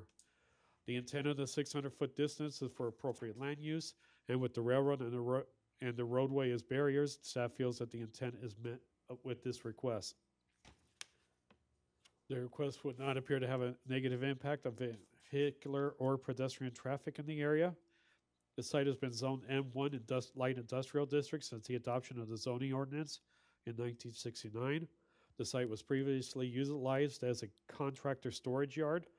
To the north is a salvage yard, zone M1 Light Industrial District. To the south is the Canadian National Railroad and Broadway Street, zone N1 Light Industrial District, and south of Broadway are residences, zone R2, 1 to 2 family residence district. To the east is industrial warehousing, zone M2 Heavy Industrial District. And to the west is industrial development, salvage yards, and Canadian National Railroad, zone M1 Light Industrial District. The area is principally industrial with structures built between 1903 to present, with majority being built from 1960s to present. The recycling junk and salvage yard ordinance requires the yards be surrounded by an 8-foot solid fence, which is uniform in height and color, and requires landscaping along the street frontages. A drainage plan would need to be approved by engineering before a permit could be issued. The future land use map designates this area as industrial, and the request would be in compliance with such a designation. The site is located within a primary growth area, is designated as a growth map with comprehensive plan. The applicant is proposing to operate a salvage yard at 123 and 139 Clark Street. On November 20th, 2017, the City Council approved Ordinance 5426, changing the City of Waterloo zoning ordinance as it pertains to recycling junk or salvage yards. The goal was to ensure that the yards operate in a more sustainable way by applying the concepts of the Ohio Recyclers Association Eye Care Program, and the applicant is required to follow the new ordinance. Under both the previous and new ordinance, a new salvage yard is required to have 5 acres of land. The land currently owned is by the applicant is 3.975 acres. The applicant has applied to the city requesting to vacate and purchase property from the city, which totals 0.684 acres of land, but that will be required the approval of the city council. If the vacate and purchase is approved by the city council, the applicant would have 4.659 acres of land, so a variance would still be required. Under the new salvage yard ordinance, the new salvage yard must be 600 feet from protected use.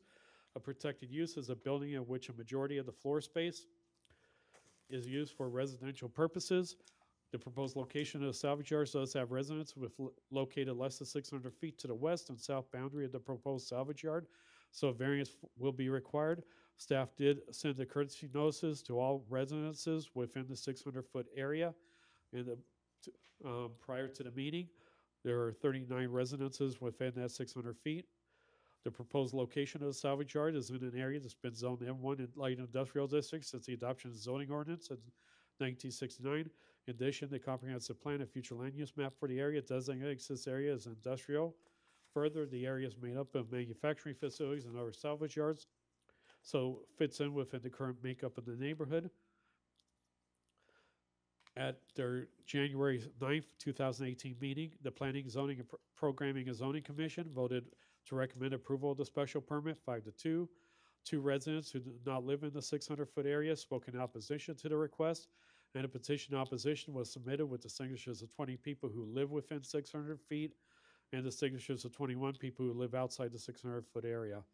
The following standards need to be considered with the issues of the variance. Lack of reasonable return. There would appear to be a lack of reasonable return on the request. The land is zoned industrial, so salvage yard is permitted use, but must be approved for the special permit process. The request does not, however, it does contain 2 variance requests to the ordinance. Uniqueness. It appears to be unique to the request, as there are other locations within the city that would allow operation of the applicant's business. In addition, there is currently other salvage yards operating in the area. The request would appear to be in character with other uses in the area. As mentioned before, there are 39 residences within the 600 feet. However, the closest residential property is 263 feet, and the closest dwelling 320 feet, and all residents within the 600 feet are located across the railroad and 4-lane Broadway Street from the site. The nearby existing salvage yard also within the 600-foot area, but is grandfathered into the existing zoning ordinance. Although less than 5 acres is directly adjoining additional salvage yard and industrial uses. Public consideration. 2 residents to speak in opposition to the request and there was a petition that submitted in opposition. The salvage yard would reopen a vacant site in the building in this area of the community and bringing jobs and activity to the area. Therefore, staff recommends approval of the request for a special permit and the 2 variances to allow recycling junk salvage yard located at 123 and 139 Clark Street in the M1 Light Industrial District, and approval of the variance to allow for a size of 3.975 acres, and approval of variance to allow for a recycling junkyard salvage yard to be less than 600 feet from a protected use for the following reasons.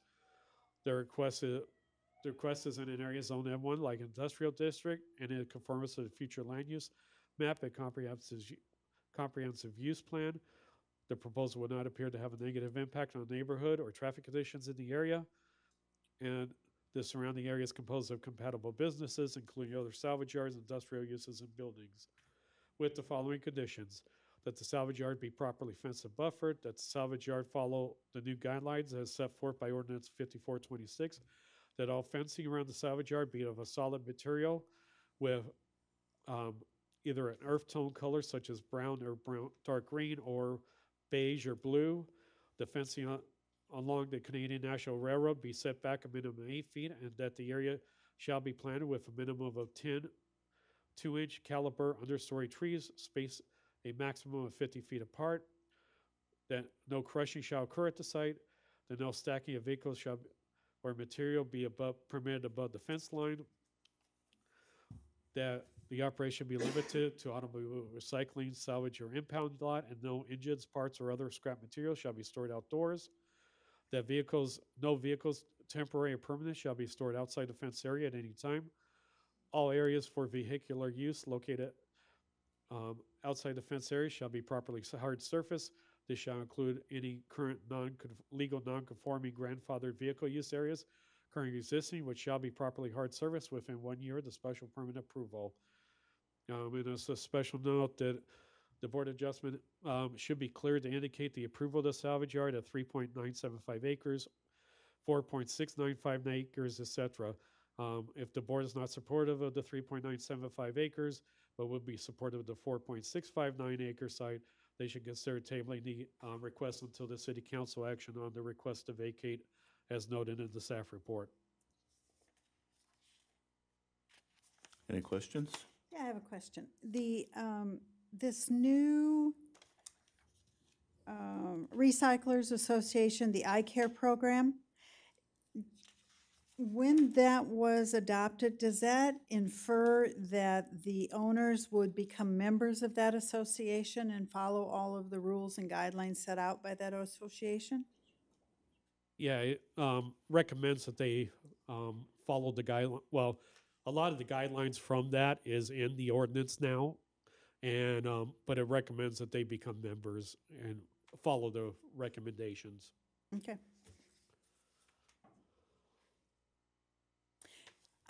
Go ahead. One more thing.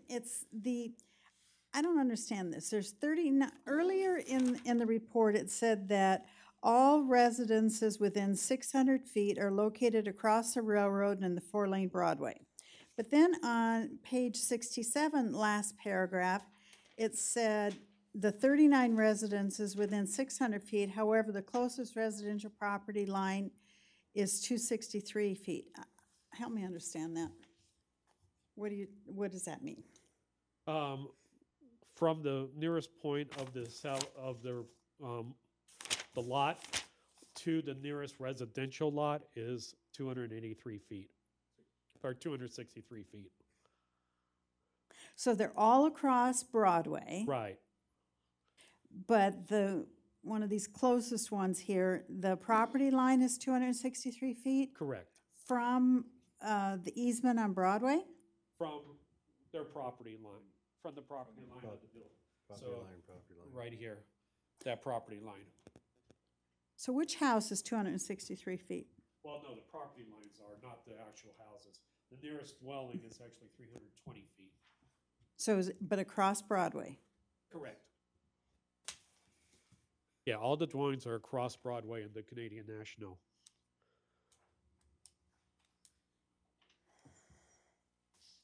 Okay.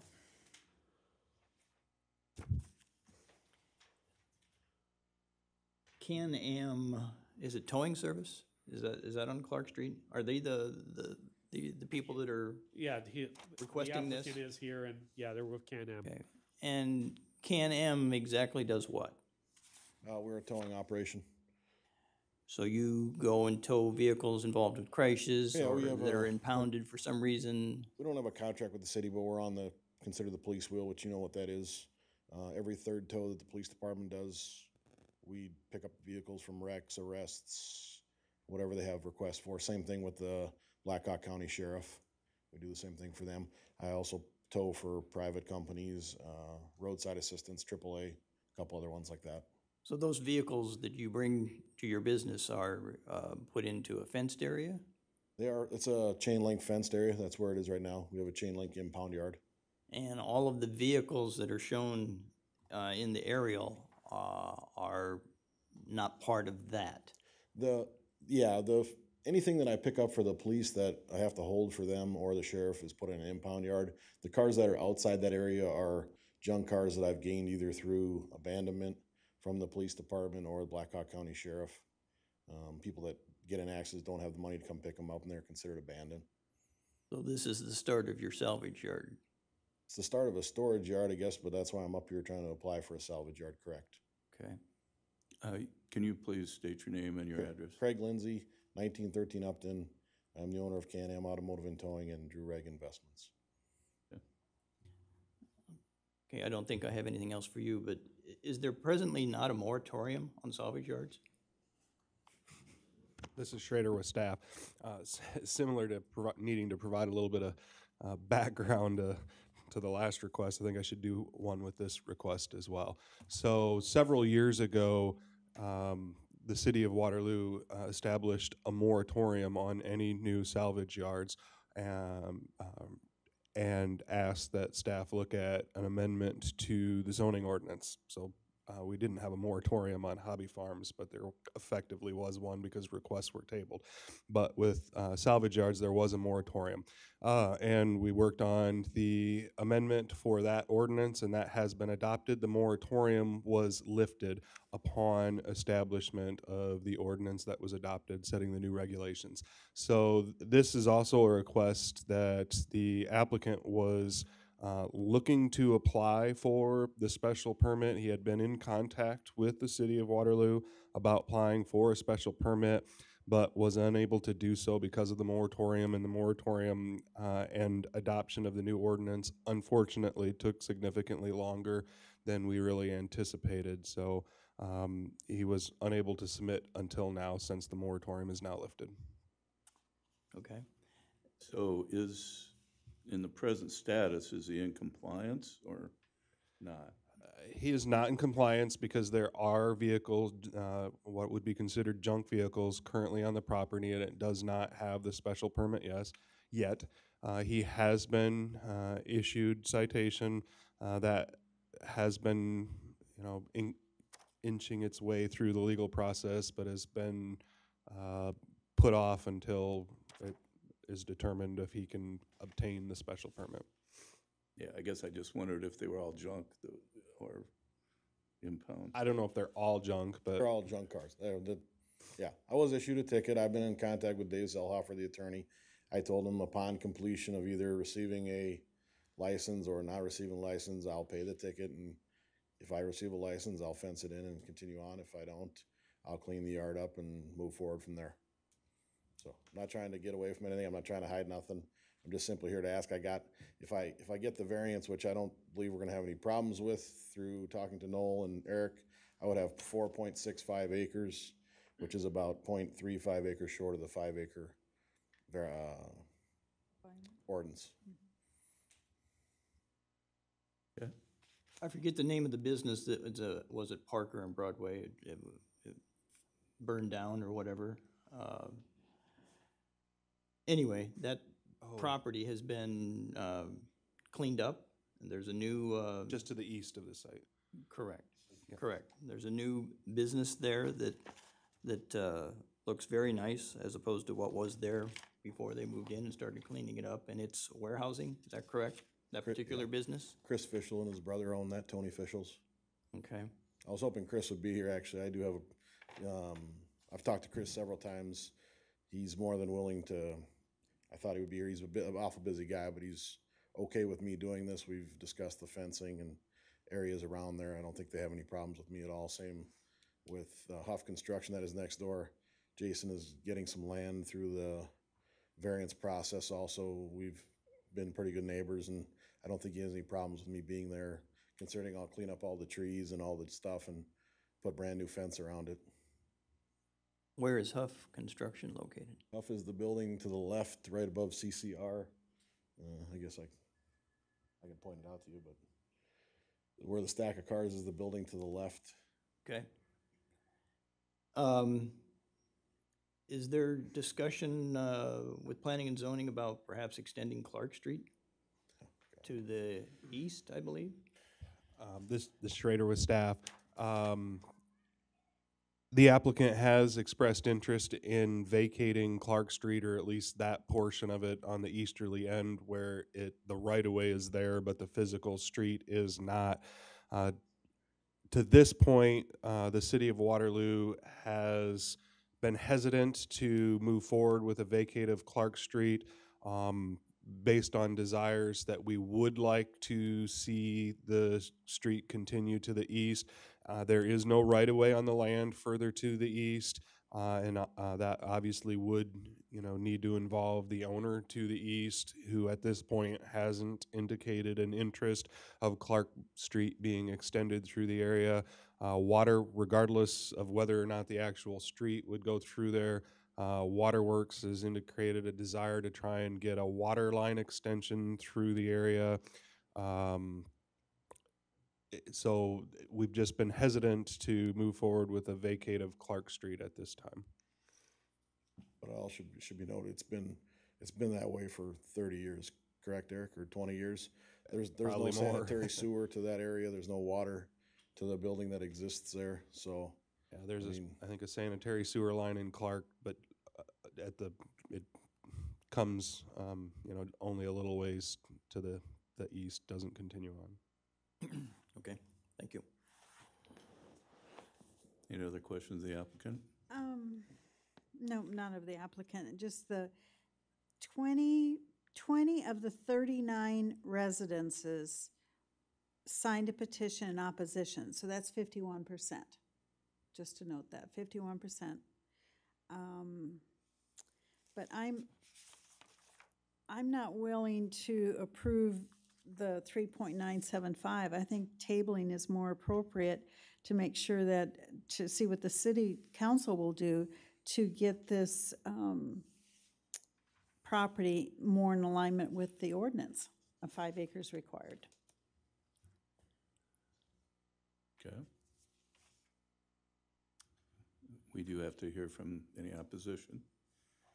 Is there any opposition?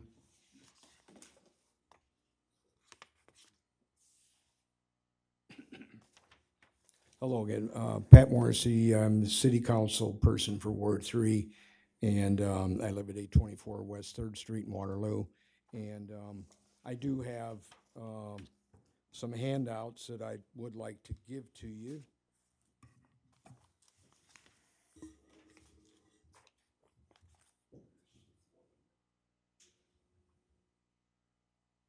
What time was that next meeting? What time was the next meeting? 7. Oh.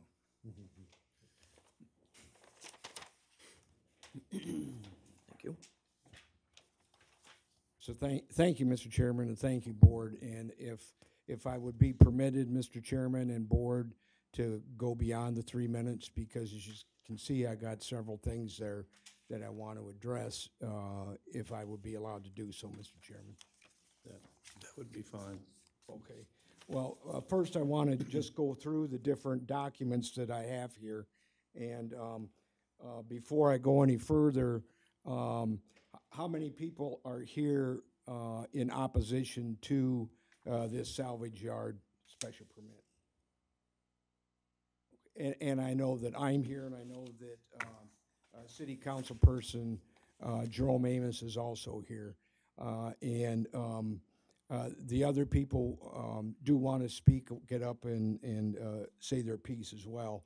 But just going through your packet, the first one is the map that shows the different houses. And if I'm correct, the red stars are the places that are identified as residential properties. And regardless of how many times I count it, it only comes up with 36. So I don't know where 39 came from. Because the first one had I believe 35, and I think one of these properties is one of these stars is incorrectly identified as a residential property, because I myself have personally walked this area, and I only find 35 properties total there. The next thing that I want to show you, or in your packet that I gave you, is since the Planning and Zoning Commission meeting on the 9th, I walked again and I got 5 more signatures from 5 other residences. So now we have a total of 24 residences out of the 35 or 34 that there are in that area, which brings that total well over 70% of the people. I want you to note that of the people that that I had contact or knocked on the doors, there were 4 other that answered the door. One of them didn't want anything to do with anything at all. Another one was a person that is of Bosnian origin, and I could not talk to him, and he couldn't talk to me because of the language barrier. And the 2 other people that I talked to had stated that they were opposed to a salvage yard, but they didn't want to affix their signature to anything.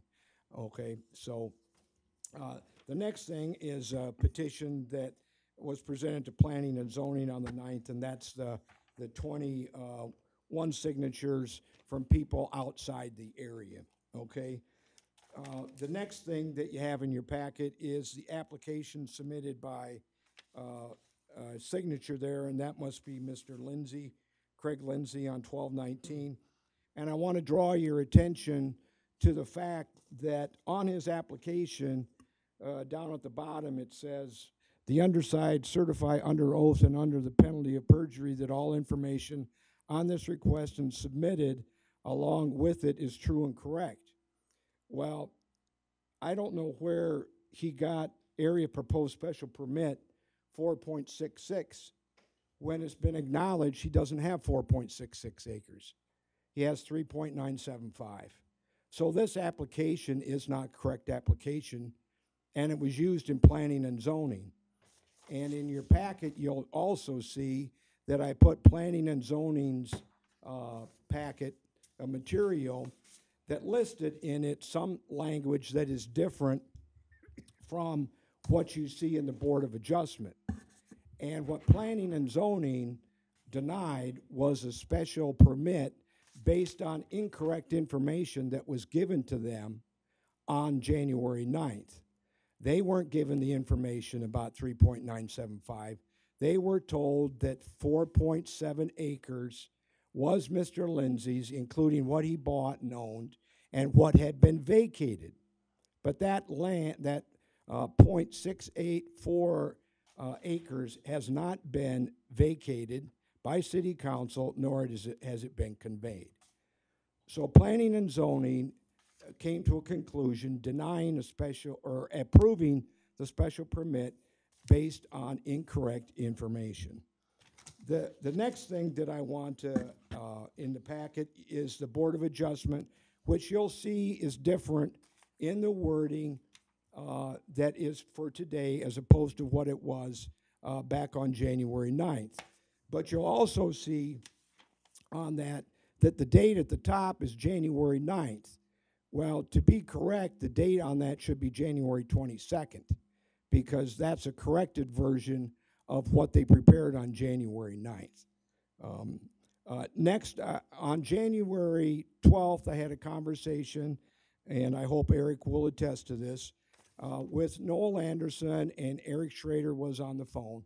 And at that time, I asked him if, in fact, they were saying that the vacates had been approved and the land conveyed. And they at that time said no, they hadn't.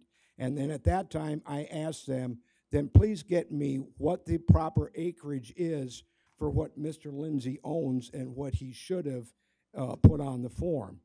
I also asked the question because it was raised at Planning and Zoning about Clark Street and whether that should be included and it was believed at that time that if Clark Street was vacated, it would bring Drew Reg Investments over the 5 acres, when in fact, on checking, you'll see there that even that doesn't bring it to 5 acres.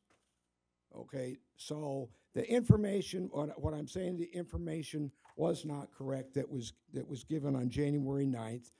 And it further says that The request that is being made is something that had been in the works for some time.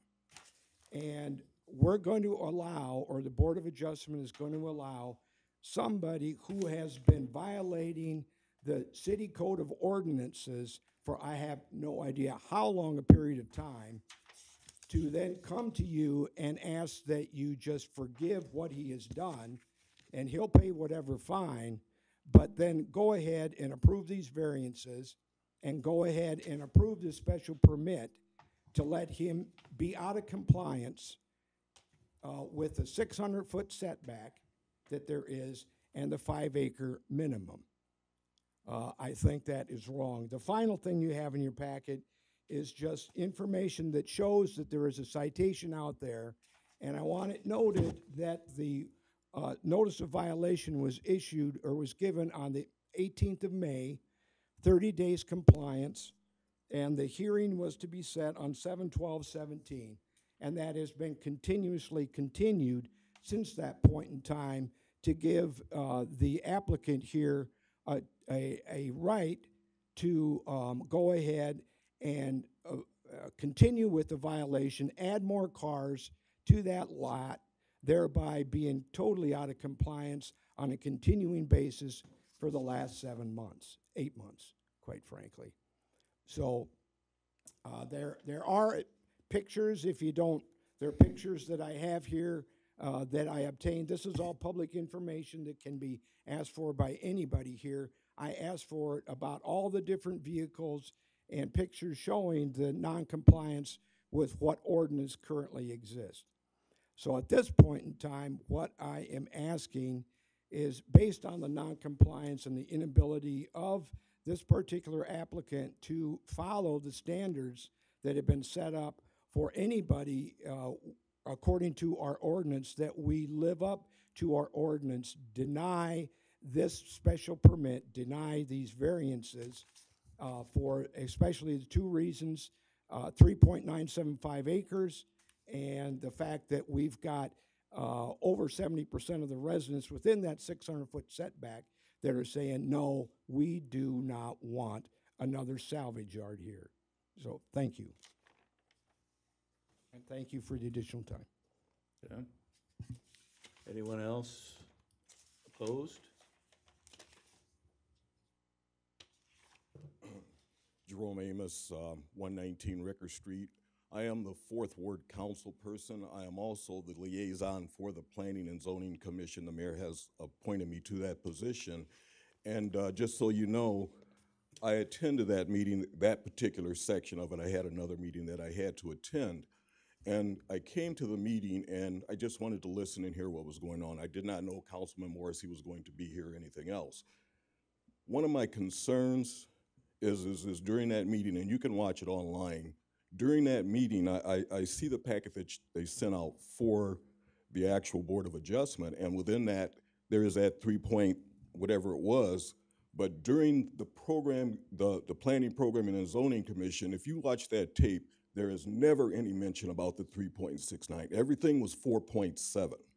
You know, that doesn't meet the 5-acre requirement, which is why they're here, to try and get that variation. Also, the 600-foot setback. I understand you're talking about Broadway Street, the railroad, and those things, but it's still 600 feet. You know, that's put there for a reason. I don't know what that reason is, but it does not comply. My concern is that the Programming, Planning, and Zoning Commission, when they made their decision, was based off of a number that was not accurate. So for me, my request is either table it or send it back to the Programming, Planning, and Zoning if that's feasible to do, because the decision that they made was based off of those inaccurate numbers. And if you look at that tape, there was at least 4 commissioners that questioned that. I believe that even the chairman asked a question of Eric about that particular amount of acreage and stuff. You know, look at it yourself and find out what you can do. I guess from a standpoint of this being a new ordinance and things, if we're going to start changing things like that at this point in time, are we going to continue to do that for everyone? And that's pretty much all I have to say. I do have a concern with this. Thank you. anyone else want to speak against the proposal? Larry Westendorf, 512 Reed Street, Waterloo. Yeah, I'm sort of like Mr. Amos. I was here at the last meeting and heard all the comments, listened to everything, and we don't need another junkyard in our area. There's already 2 junkyards there. We have A1 and we got Waterloo Auto. We've had cars being put in this lot that we're talking about. He's not in compliance with the ordinance. He gets by with not paying the fines. Why do we have the ordinance and why do we have code enforcement? If I get in trouble, code enforcement is right there and I have to do something within 5 days or I get fined for it. Well, it's been how long? 8 months now. And he still isn't paying for it and he isn't cleaning anything up. If you haven't been out there, go look at the junkyard. He's added more cars since 2 months ago. And he's still not in compliance. But I'm against it, period. Thank you. Is there anyone else? I think any other questions from the board? What is the board's thought Well, process? we have 2 options. We can either deny it or we can table it. Is that my understanding? Or we can approve it, I guess. Or we're gonna approve it. Yes, you're correct. Always 3 have options. 3 Thank you. Eric, the point that the PP&Z was making their decisions on inaccurate information, help me understand what do we do with that? That's information that's important to know. Regarding the numbers, first off, there has been no survey of this property, so we're making our best estimation of the numbers. So the area that he owns plus what is currently proposed to be vacated, which has been recommended for approval by the Planning and Zoning Commission, but has not been forwarded on to the City Council yet because we were wanting it to go through the special permit process first. Those areas combined, we originally estimated at 4.7 acres. Our best estimate now, by trying to truly measure the areas, is 4.659. So that area didn't change much. That's what he's requesting the special permit area to cover. But yes, he does not own the alleys and the paper street yet. So we thought it most advisable to list the area excluding that, which is the 3.975. I don't think it's, in my thought process, I don't think it's important that the planning and zoning makes their recommendation on whatever the 3.9 or the 4.7, because we're the ones making the decision here. We're not necessarily basing our decision on their recommendation. Although the exact numbers, there was discussion on that, the exact numbers were unclear to tenths of acreages. It was clearly discussed at the Planning and Zoning Commission that he owned the X, Y, and Z parcel and was proposing to vacate and purchase the, there's 2 paper alleys and 1 paper street within the area that's shown in red on the screen. So there was discussion of that in the PP&Z meeting? Yes. Uh-huh.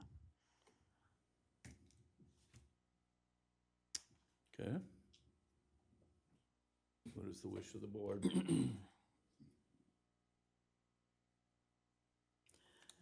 I think we should table it until the city council takes action on the vacation of the alleys and street. Is that a motion? Yes, I move that we table this application until the city council takes action on the request to vacate the 2 paper alleys and 1 paper street that's noted in the report here. Is there a second?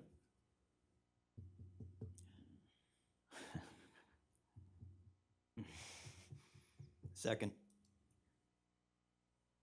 The only thing in my mind is if he does get it vacated and then we don't approve, come back and we don't approve it, you know, what has he accomplished? That's a Maybe he's point. made- That's a point, Can yeah. I make, I would like to move to deny. Can I go ahead and make my motion, or? Let's vote on Yeah, this. we have to vote on On the this, first okay. issue. We Well- just, it was a motion and a second. Yes. Now we vote. So, Any You're further proposing to discussion? deny. I am, but I think we need to vote first. Yes, I understand. Yeah. So a vote to table. is It's what's the on motion. Is the motion. All in favor of tabling motion, the request? Aye. All opposed? No, Nay. Okay, so that's denied. no table. All right, So we're gonna make a decision Let's here. clarify the nays and the ayes there. On the table? Nay. On the table, nay. Right. Nay. Nay, okay, Nay. nay, all right. Aye. Aye.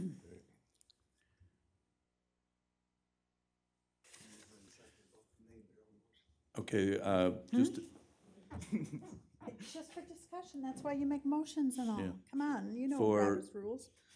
to, what's the time frame? If we deny the motion, what is it, 6 months before he can come back? I'd have to review the code on that, but I'm pretty sure it says 4 months. 4 months, okay.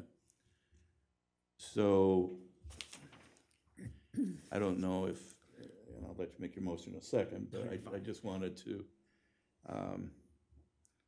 if he had the 4.7 acres, what is the thought process of the board members? Pat, you have a question? I just wanted to add, I reviewed the code of ordinances, excuse my interruption here, but it's 6 months. So Okay, I personally would still deny, just completely. I would deny completely. I mean, there's a dearth of people that don't like this idea, and it's around their property. Moreover, it's still not 5. So it still doesn't comply in the first place. There's so many people that disagree with it in the first place. I would still deny. I just thought we should convey that to the applicant so he understands that he doesn't go through a lot of effort if he thinks that it would not be approved even at a later date. That's not to say that would not be the final vote. I'm just trying to give you an indication. I'm sorry, we're in a motion, so we're done with discussion. So, Yes, I would deny regardless, just because of the evidence provided before Okay. me. so. Are you ready to make a motion? Yeah, I'm ready for a motion. Okay. I move that we deny approval of the request for a special permit and the 2 vacancies allowing recycling, junk, and a salvage yard at 123 and 139 Clark Street in the M1 Light Industrial District, and deny the variance to allow for a size of 3.975 acres, and deny the variance to allow recycling, junk, or salvage yard to be less than 600 feet from protected use, because of the evidence provided before me with the disinterest of those around, and the fact that it still won't, it does not meet compliance through 5 acres. Second? Yeah. Okay, any further discussion? All in favor? Aye. Aye. Aye. Sorry, the request was denied. Okay, we have one last decision item.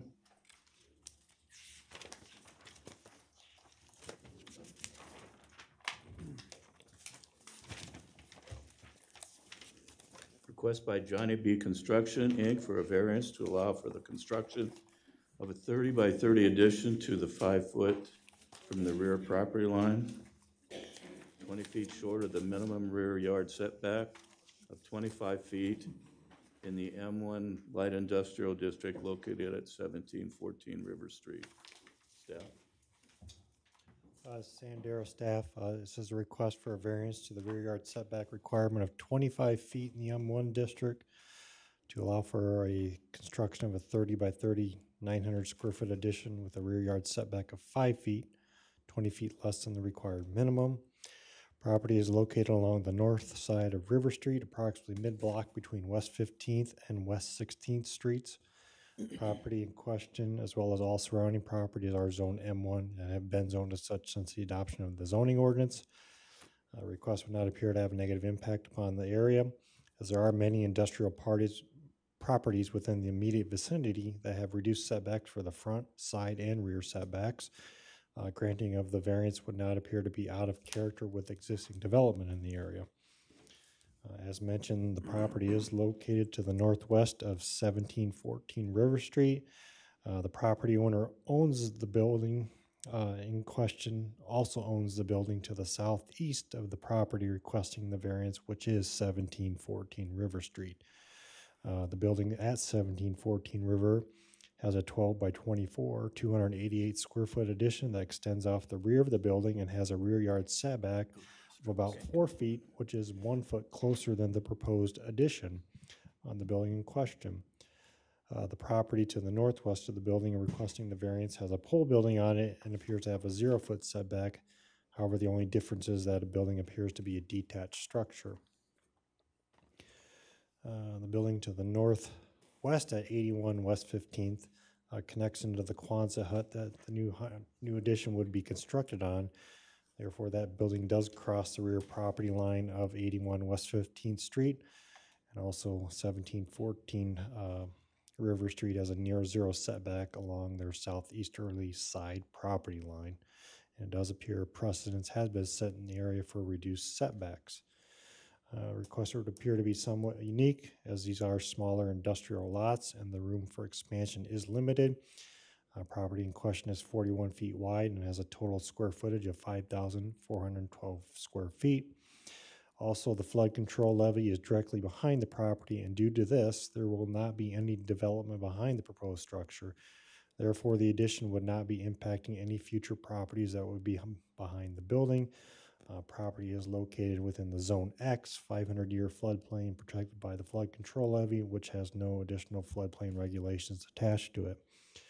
For criteria of lack of reasonable return, there could be a lack of reasonable return to this request, as the property is only 5,412 square feet, and denial of variance could prohibit the best and full use of the land. The applicant could construct an addition that meets the rear yard setback. However, there are many other uses in the area that have reduced setbacks from their property lines. The request would appear to be somewhat unique, as the building to the southeast has approximately a 4 foot rear yard setback, and the proposed variance would be in character with that existing setback. And 3, public consideration and approval of variance would not appear to have a negative impact on the area, as the proposed addition would appear to be similar to already reduced rear yard setbacks in the area and not set a precedence, and staff has heard no opposition to this request. Therefore, staff recommends that the variance of the 25-foot rear yard setback in the M1 Light Industrial District to allow for the construction of a 30 by 30, 900 square foot addition with a rear yard setback of 5 feet, 20 foot less than the minimum required, be approved for the following reasons. 1, the request would not appear to have a negative impact on the surrounding neighborhood, as the proposed addition would be similar and compatible with existing development in the area that have reduced rear yard setbacks. Denial of the variance could potentially cause a lack of reasonable return to the property, as the property is only 5,412 square feet, which could prohibit the best and full use of the land. And 3, approval of variance would not appear to have a negative impact on the area, as it already is similar to other setbacks in the area and would appear to be similar to existing development and not set a precedence. Any questions? Okay, anybody here and speak in favor of the proposal? Okay, anybody here and opposed to the proposal? Okay. Wish they all would have been there. Oh, yeah. Okay, with that, any other questions? Ready for a motion? Make a motion to approve Johnny B. Construction, northwest of 1714 River Street, request for a variance to the minimum rear yard setback requirement of 25 feet in the M1 Light Industrial District to allow for the construction of a 30 by 30, 900 square foot addition with a rear yard setback of 5 feet, 20 feet less than the minimum required. Reasons being, there could be a lack of reasonable return to the request as the property is only 5,412 square foot and the denial of the variance could prohibit the best and full use of the land. The applicant could construct an addition that meets the 25-foot rear yard setback. However, there are many other uses in the area that have reduced setbacks from property lines.